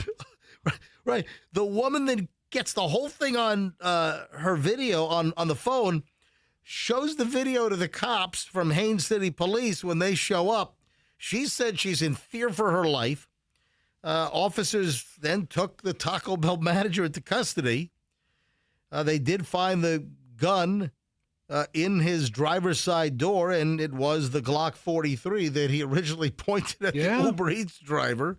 Yeah, he was charged with aggravated assault without intent to kill, displaying a firearm in the commission of a felony, improper exhibition of a dangerous weapon. Yeah, cops got the Glock 43 right out of the door, a bullet in the chamber. It was racked. What is going on with, how many have we had? How many fast food employees pulling guns on customers have we had in the last year? Okay, 5? Dude, remember last year in Polk County, Grady Judd had the McMess? There was like a shooting between a McDonald's employee and somebody through the drive-thru. Yeah. And he dubbed it a McMess. It was a viral. Oh, that's right. This is a McMess. So this is now the second one. Don't grimace. Right. And then, Michelle, you like this McDonald's story, right? Well, I sent it to you just to see. But this is interesting. You like it because you didn't know that this was a requirement? I didn't understand what the issue was. It didn't seem exorbitant to me. Right? And I think a lot of people go through and they buy for a lot of people. You know, you're not only just buying for yourself or your. How big of an order was it? Listen, it was $80. So a person makes an $80 order at McDonald's. $80 doesn't get you very far at McDonald's. Not as far as you thought it used to. Right. Yeah. But here's the deal. The McDonald's worker tells the person placing the order for the $80 worth of food that I have to get manager approval for this. What the? I mean, this is not a $40,000 cashier's check at the bank. It's $80 worth of McDonald's. Is that standard operating procedure? You got to get manager authorization for an $80 tab at McDonald's? So they ordered a 200-piece McNugget. It's a manager special, and it's priced at $79.95. $80. With tax, it came to $83.34. So you have to get manager, you have a menu item that you have to get. What? This makes no sense to me at all. You know what the crazy thing is? What at? I bet you McDonald's offers it, and the employee never had it ordered before. All right, listen to this. I mean, who orders the 200 McNuggets? Listen to it. Here's the audio. I would. This is the audio as captured on video. Listen. Hello, thanks for choosing McDonald's. Will you be using the mobile app today?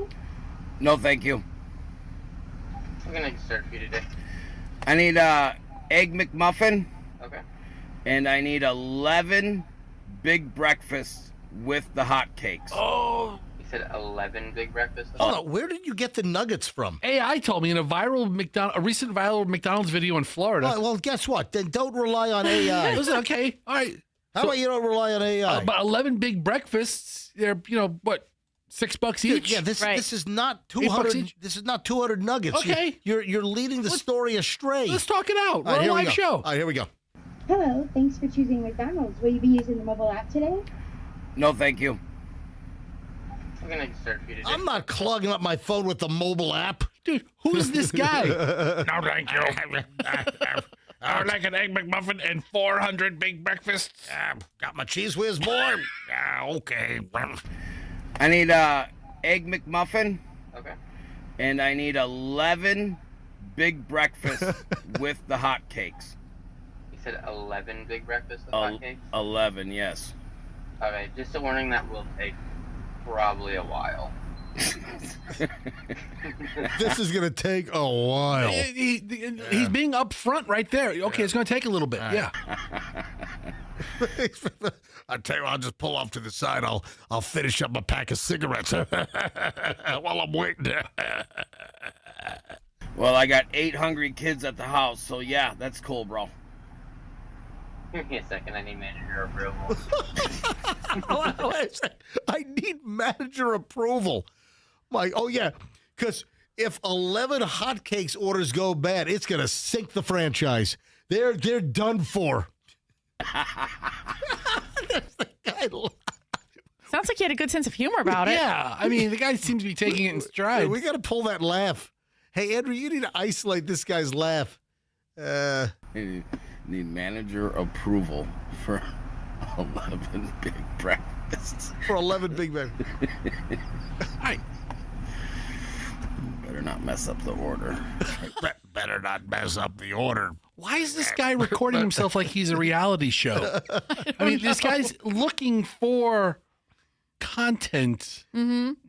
You know, I don't know, man. You're telling a 6-year-old you don't have a hash brown to eat. What is he mumbling? I have somebody coming. Give me 1 second. I've got the manager coming. Yeah, Chet is coming. 8, 9, 10, 11. Jesus Christ. Anything else for you today? No, that'll be it, man. Alrighty. You're looking at 83.34 at the next window. 83. Okay, thanks, guy. So manager approval for an $80 order at McDonald's for 11 big breakfasts. It does seem like an awkward order that might need a manager approval. I'll get out. I don't. I'll get out of here. No, I could understand McDonald's being hesitant about a really weird order. We have an update on the guy that burned the toilet paper factory or the warehouse to the ground. You know, the more I look at that video, the more stunned I am. I mean, I can't take my eyes off that video of this like 1 million square foot plus Kimberly-Clark warehouse that was torched. And then the arsonist employee, he records the whole thing and posts it on Instagram. You know, a couple of things here. There's an update on the penalty this guy could be facing, and apparently he had a whole list of grievances. Yeah. And if you haven't heard the audio of this guy lighting the place on fire, I mean, destroying it. I mean, there's nothing salvageable there. Zero. No. All right. We'll get to that. We have a lot of little loose ends, man. It's our final segment on a Friday, and we are loaded next on the MJ Morning Show on Q105, 104.7 FM. Hey, I love to point out that, especially on a Friday, it is a great time. The weekend is here for you to head over to Veterans Ford, and why don't you pick yourself up a nice new Ford car, truck, or SUV. So the Veterans Ford spring sale is activated, like Wonder Twins powers activated. Full swing, amazing savings right now at Veterans Ford. Rebates up to $7,000. Rates as low as 0% APR for 72 months on new vehicles. There are amazing lease deals on just about every single model, from F-150s to Explorers, Mustangs. You want to lease? You want to buy? Up to you. They'll find you the perfect vehicle at the perfect price and a payment that you're going to be comfortable with. They've got Ford Maverick starting at $27,900. The Ford Maverick, they've got a bunch of Mavericks. Oh, you're in the driver's seat. You want to go get a good deal on a Ford Maverick right now? Boom. Veterans Ford, Linebaugh, and the Veterans Expressway, and tell them that MJ sent you. Hey, don't be angry. Don't vocalize your displeasure with your dirty carpets in the house, or maybe, the miserable kids stained them all up and everything. Listen, don't get all twisted up about it. Do something about it. Get a hold of Zero Res. If your carpets are dirty, you're sick of your house looking like a sty, call Zero Res. Get your carpets cleaned with one of the best deals that I can ever remember. 3 rooms of carpet cleaned for $109, and they'll toss in a free hallway cleaning. That's right. I mean, $109? 3 whole rooms and a hallway? This is a no-brainer. You got to tell them that MJ sent you. Lock in, secure the deal, ZeroResTampaBay.com, and tell them that MJ sent you. That's ZeroResTampaBay.com. It's the right way to clean. You tell them that MJ sent you and get this amazing offer, $109, 3 rooms of carpet, and a free hallway, ZeroResTampaBay.com. And this is only guaranteed through the month of April, so hurry. Traffic's on. Final check. Shriners here, and we're back in minutes. MJ Morning Show back momentarily. In Pinellas, the off and on ramp.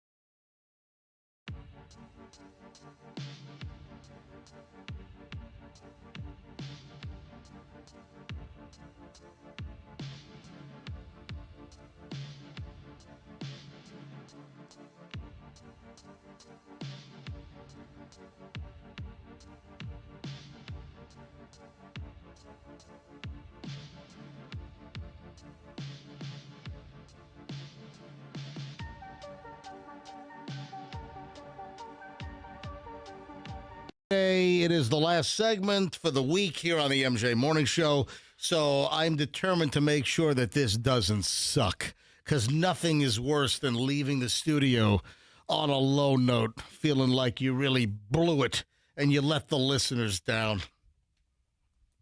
Agreed. Yeah. Yep. I hate heading into the weekend, with a lousy final say. Hey, we go to the movies today? If you'd like to. Yeah, what is the movie that Julian is saying we had to go see? I mentioned it earlier in the week. The Drama. What is this about? Is that Zendaya, whatever her name is? What? Don't say whatever her name is. Her name is Zendaya. Yeah, her name is Zendaya. Well, because Are you listening to the MJ Morning Show or whatever that guy's name is? No. It's so dismissive. Hold on. No, it's not dismissive. Nobody says Zendaya. Listen to me. I forget whether it's Zendaya or Zendaya. That's why I said that. You can't forget. It's Zendaya. It's literally spelled Zendaya. I mean, are you a smart man, or do you have a defect where every time you bring it up, I can't remember? You remember? I'm sorry. There are certain You remember the flavor Skittles you ate in 1978. Listen, and you don't remember Zendaya? I'm glad you brought this up. There are some things that I recall and I remember like Rain Man, okay? But there are other things that You said it, not us. But there are other things that I just forget for some reason. Do you have early onset dementia? No, I where you don't. could recall No. things that happened 40 years ago, Great. like that? Great. But I can't remember if it's Zendaya or Zendaya. No. Okay, it's Zendaya. She's a big star. What is this movie about? I think it's about an engagement or a wedding or leading up to a wedding, and they have some revealing. What is it called? The Drama? The Drama. Mm-hmm. Julian gave us a thumbs up. I guess our son went to see it earlier this week, and he's like, yeah, you got to go see it. Right, and so there's a lot of drama with, the engagement period and then leading up to the wedding. I don't know whether they get married or not, but... Is it a comedy? I don't think it is. I don't think Did you so. look at the schedule? When's it playing? I didn't look at the schedule because you didn't give me a confirmation. Can you look and see? I'd rather go to West Shore, but I will go to Veterans. I mean, I don't think it needs to be an IMAX. Yeah. I have my movie ticket Yeah. Do you purchaser. You have what, Fandango? No, Julian. Oh. He's better than Fandango. Oh, okay, all right. All right. At West Shore, it's playing at 1:30 or 4:15. Let's do 1:30. Okay. All right? That's a plan. All right, so... Speaking of movies, I don't know where this video that I'm watching was recorded. Yeah, what do But I'm watching this fat guy fill a bucket of movie popcorn like it's nobody's business. You know what he's doing? He's twirling the buckets like he's a talented sign twirler outside of a T-Mobile store. I don't know what the audio sounds like. It might sound terrible. It might be dumb. No, I've seen this before. You have? This isn't fresh. I've seen this. Yeah. Yeah, this is a guy, and this guy he's like flipping buckets of popcorn, then he's buttering them. And spins it on his finger like a basketball. It's like... Oh my God, what skill? Yeah, he's like a Harlem Globetrotter now. Yeah. You know what? We ought to show this video to the person at West Shore later today. Hey, I'm only paying for this popcorn if you do it like this. Good luck trying. Go ahead and twist this thing around. Hey, we have an update on this arson wacko out in California. This is an insane story. This is like that car wreck you can't look away from. I look at the video and this entire footprint of this 1.2 million square foot warehouse. What do we determine? It's like 20 football fields? It's really big. Yeah, like it's an enormous 25, 30 football fields. Enormous. Listen, what, a big Walmart, a huge Walmart is what, 100,000 square feet? Just imagine what? 12 Walmarts. Yeah, or about 12 Walmarts. 12 Walmart supercenters. All next to each other. I mean, that's how big this place is. And it has been reduced to nothing. Zero. They said that this Kimberly-Clark warehouse housing toilet paper, Kleenex, all kinds of like Scott brand, paper towel and toilet paper, filled to the brim. This warehouse in Southern California, it served 50 million people. So within the distribution radius of this warehouse, it served 50 million people. Enormous amount of products. And this disgruntled maniac didn't think that he was being paid enough, so he videos himself lighting pallets of toilet paper on fire, which then caught the entire 1.2 million square feet. Do we have audio still? On fire. Well, the guy's like, all you had to do was pay us a living wage. Right. And now you get this. So this guy videos the whole thing. It's pretty diabolical. He posts it on his Instagram account. The reason why I'm bringing this up again is, first of all, the audio of him admitting and confessing and documenting his horrifically felonious arson. We now know that he's going to face life in prison. So he could listen, this is so freaking aggravated. You know that prosecutors out in, well, I don't know, it's California, who knows? They might just slap his wrist on this one. No. I don't know. This is a big one. Yeah, this is a big one. Yeah, there's no doubt about it. But statutorily, he could face life in prison. I don't think that's out of the question. I don't think that's off the table. I mean, this is just insane. So here's the audio. Let me play some of the audio from the Instagram video that he put up. And the crux of his bitching and moaning is that he doesn't think that he's making enough money, and the company he works for, which he didn't work for Kimberly Clark. He worked for a third-party vendor that was working inside. All right, listen to this dude.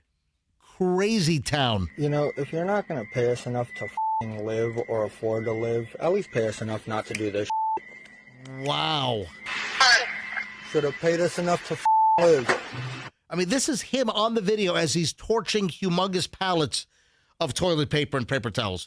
You know, we may not get paid enough to live, but these bitches dirt cheap. Wow. All you had to do was pay us enough to live. All you had to do was pay us enough to live. I mean, this All you had to do was pay us enough to live. Yeah, we got it. This is like dream evidence for a prosecutor. Can you imagine? And then he gloats in torching their supply. There goes your inventory. And then he says, there goes your inventory. What a smug POS. And the update is that, according to California law, he could face life in prison. Shamel Abdul Kareem, 29 years old. Hey, pal, your life is over. Yeah, enjoy the potentially rest of your life in a California lockup. You know, does insurance cover this? I mean, do you have disgruntled employee insurance? Well, yeah. Well, that's the point. I mean, an actual intentional arson. So you have Kimberly Clark must have some, liability insurance. Then I don't know if they actually own the warehouse or if the warehouse was leased. They leased the property. Then what about the company that this sicko worked for? What is their liability that their employee torched Kimberly Clark's inventory and the building? They're probably going to be more on the hook than Kimberly Clark. Wow. I mean, that's got to really affect the next contract negotiation with that supplier and Kimberly Clark. Right. Well, the last guy did burn the place down. I'm thinking about the different levels of insurance because, if the building was not owned by Kimberly Clark, then whoever owns the building is going to have insurance on the building. Kimberly Clark probably has to have liability insurance probably to cover the building as well because you have a flammable inventory. They carry insurance, and then I'm sure there's insurance. This is going to be like at least a three-way battle. They're putting the price of the warehouse at $152 million. I saw that. And then minimum wage in California. You know what minimum wage in California is? It's like $25 now. It's like $18. $18. $18.50. All right. And they estimate on an online forum, which isn't real reporting, but on an online forum, they said he was making about $25 an hour. Oh, that's why I saw 25. Yeah. Yeah. All right. So he makes $25 an hour. Minimum wage in California is $18 an hour. And he's bitching about a living wage, and he's making $7 an hour more than minimum wage. Well, okay. So I mean, it's an expensive place to live. I think a 1-bedroom apartment's like $2,000 or $2,100. But it was an hourly employee. He's making $24-25 an hour. So the $152 million, does that include the destroyed building plus the contents, the product, or just the building is worth $152 million? I don't know. I mean, that is that is a massive warehouse. Do we have any warehouses in the Tampa Bay area that are 1.2 million square feet? You know, like the biggest Amazon distribution areas, like out in Ruskin or there's one out in like toward Davenport. Yeah, you know. Yeah. So we have numerous. What are the biggest Amazon warehouses? How large are those? But that's amazing. Life in prison is what's potentially on tap for him. Oh, and then this dude has been like disgruntled for a long time. I found another item. All right, so the one in Ruskin is about the same size. Oh, wow. It's 1.1 million square feet.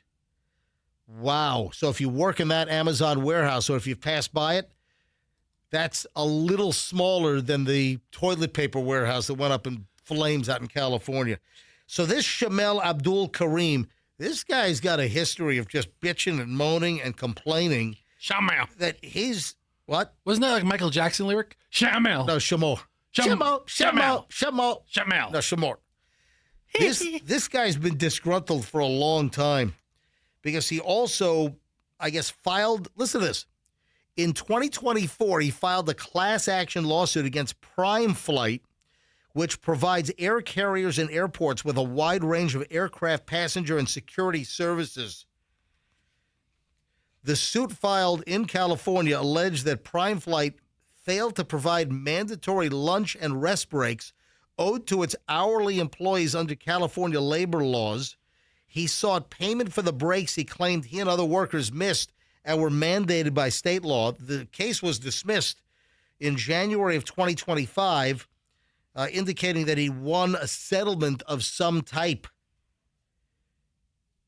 Wow. So this guy's a history of just like bitching and moaning and complaining about his employers. And sources are saying that arson man Abdul Karim was an angry employee that always vented about his job. This guy, man. And also had a history of angry, disgruntled posts on social media regarding his employers. So they were on alert. I mean, they were on notice that this guy was a ticking freaking time bomb. Right. I mean, that's the kind of guy, like, if you're working with him, you kind of report him and go, hey, boss man, did you see what he's posting? Because it's, you know, it's not just a one-off, right? It's a repeated situation. I mean, complaining employees, it's everywhere. I mean, we have complaining employees around the radio station. Hold on, Julian, I'm one of them. Wait. Julian just sent me, are you kidding me? Julian sent me an image of an aerial shot of the burned out warehouse still smoldering, and some kid at school posted. Hold on a minute. I got to call Julian. What now? Hold on a minute. Hang on. The California Fire warehouse. Julian sent you an overhead picture, like from a helicopter. Hold on, yeah. Is somebody using it as a threat? No, somebody at Julian's school posted a meme. Good morning. Hey, Julian, Dad, Mom, and Fester. All right, explain this picture. It's a social media post, an aerial shot of the burned out, smoldering toilet paper warehouse in California. And what did this kid at NYU do? He reposted the aerial shot, and he said wanted to do this at Dunkin' so bad. This man is my hero. And I just saw this morning. I was like, are you kidding me? Well, what does he mean by wanted to do this at Dunkin' so bad? What does that mean? I guess he's admitting that he would totally, I forget, Dad, you said arson, or you do, I forget the word you used yesterday. That's not the word, but it was good. But just arson his own Dunkin' that he worked at. So is he an NYU student and an employee at Dunkin'? I don't think he is. I don't think he's a Dunkin' employee anymore. Right. It was because he said he wanted to do it so badly when he worked there. Wow, that's maniacal. And then he also has a little graphic on the picture that he wants to send money for this guy's legal defense fund. That's what it looks like. Yeah. Oh my God! I mean, on the Reddit where there's everything, there's a couple of forums where this guy is hailed a hero in the same vein that he's burning down corporate America. I mean, he's he's the same way. Is the same way that a lot of people viewed Luigi Mangione as some kind of vigilante hero. Right. They're giving this guy, hey, he's sticking it to the man. He's taking justice. They screw us all these years, and now, haha, look what we did. Hey, Julian, while I have you on the phone, you are a Generation Z human. Have you heard of Gen Z anxiety bags? I have not. All right, I'm learning something new every day around here. Apparently, Generation Z is a high anxiety generation. That of the generations, there is more anxiety being exhibited or being felt by the Generation Z. That's individuals born, 1996 to like 2012? Okay. That's like Generation Z, if I'm not mistaken, somewhere in that zone. Julian, hey, I'm going to educate you about your own generation. Is it like hyperventilating bags? No. It's Generation Z gets so stressed that they have like go bags it's like a grab and go kit filled with anti-anxiety things like medication, ice packs for your neck, a portable battery-operated fan. Okay, that's ridiculous. I mean, look. Yeah.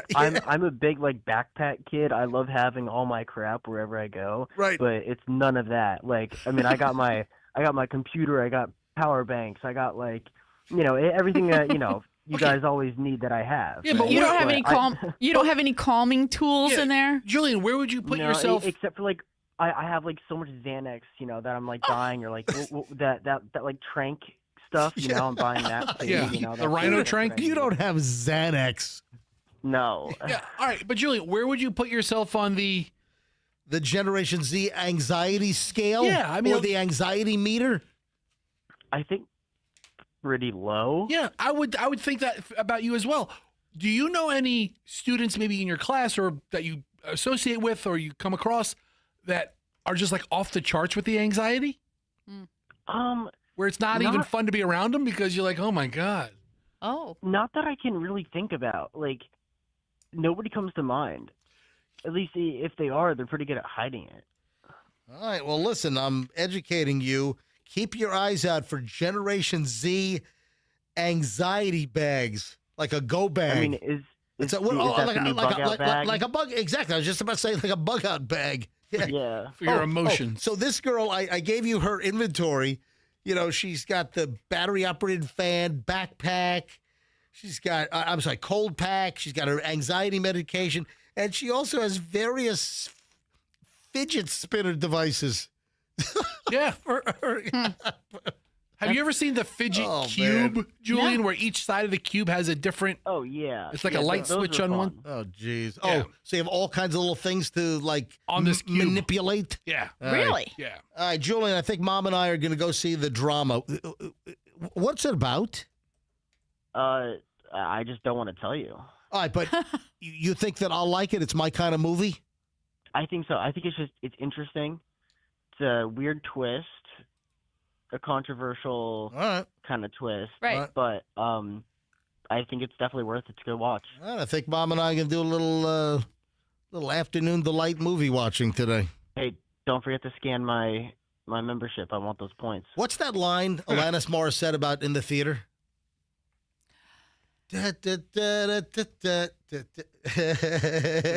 Michelle knows. With our son on the phone, really? I'm sorry. Theater. I'm right there. It's right at the tip of my tongue. Let's put West Shore. West Shore 14 on alert. All right. Dude, they got AI cameras now looking at the audience in the theaters. You don't want to be on that reel. All right. Bye, Julie. We'll talk to you later. All right. All right. All right. Goodbye. AI you're going to scan his card. They got facial recognition. They know who you are. They know where you're sitting. Hey, well, hold on a second. There was two people sitting there a minute ago. Do they have crotchal recognition? I mean, it zooms in. Just asking. All right. Michelle's upset. I think this is our final item today. Michelle's upset. she missed the witch gathering. No. Meech. I know you were looking so forward to it. What a blunder. The witch gathering? Yeah. You found this. I don't know. You found this on Facebook or something? Well, I don't know. I don't. That doesn't sound familiar to me, so I don't know what you're talking about. Oh no! I'm sorry. Someone sent this to me. Where was it? Yeah. Someone sent this to me. Is it local? Where was it? It was the full moon celebration. Tampa Bay Witches. All right, I'm on Tampa Bay Witches Facebook page. It's pulling up right now. Right. Oh man, Michelle, you could have been like the keynote. Could have been. And now we bring to the stage, flying in on her broom, Michelle for our keynote speech. Could have given a TED talk on it. Michelle, you don't have any interest in witches, right? Maybe I already cast a spell. Ooh. We missed it. I think it was April 4th. Was this in like the circle in the woods? There was like a witch, I guess, gathering or something. Like a rodeo? I don't know. It was like a convention, like a witch convention. The Unitarian Universalist Church of Tampa. Circles in the. I don't even know all these like all the things that people are into. Maybe you should, write them a letter. Send them an email. Inquire. I don't know. Just like the FAQs. And Michelle, may I ask you a question? Are you packing up already? I am. I'm ready to go. Why are you ready to go? Because the show's over. Yeah, the show's over. It's, what? We've got Friday, and we're going to the movies. And we got the movies to go to? Yep. Hey, is this good news? Is this a false sense of security, Michelle? Hurricane season, the predictions are out, and the experts are saying it is looking like a below-average hurricane season. So fewer named storms, but what do they always tell us, Michelle? I don't know. It only takes one? Oh. So hopefully, listen, I'm hoping we just had our fill with 2024. Hopefully that's our 100-year, brush with this hurricane activity. Yeah. So the forecast came out from Colorado State University. Whatever. And they're predicting a somewhat below average hurricane year. And with that, we got to go. Oh, and the Cash Kitty's back in minutes. In like 6 or 7 minutes, 10 o'clock.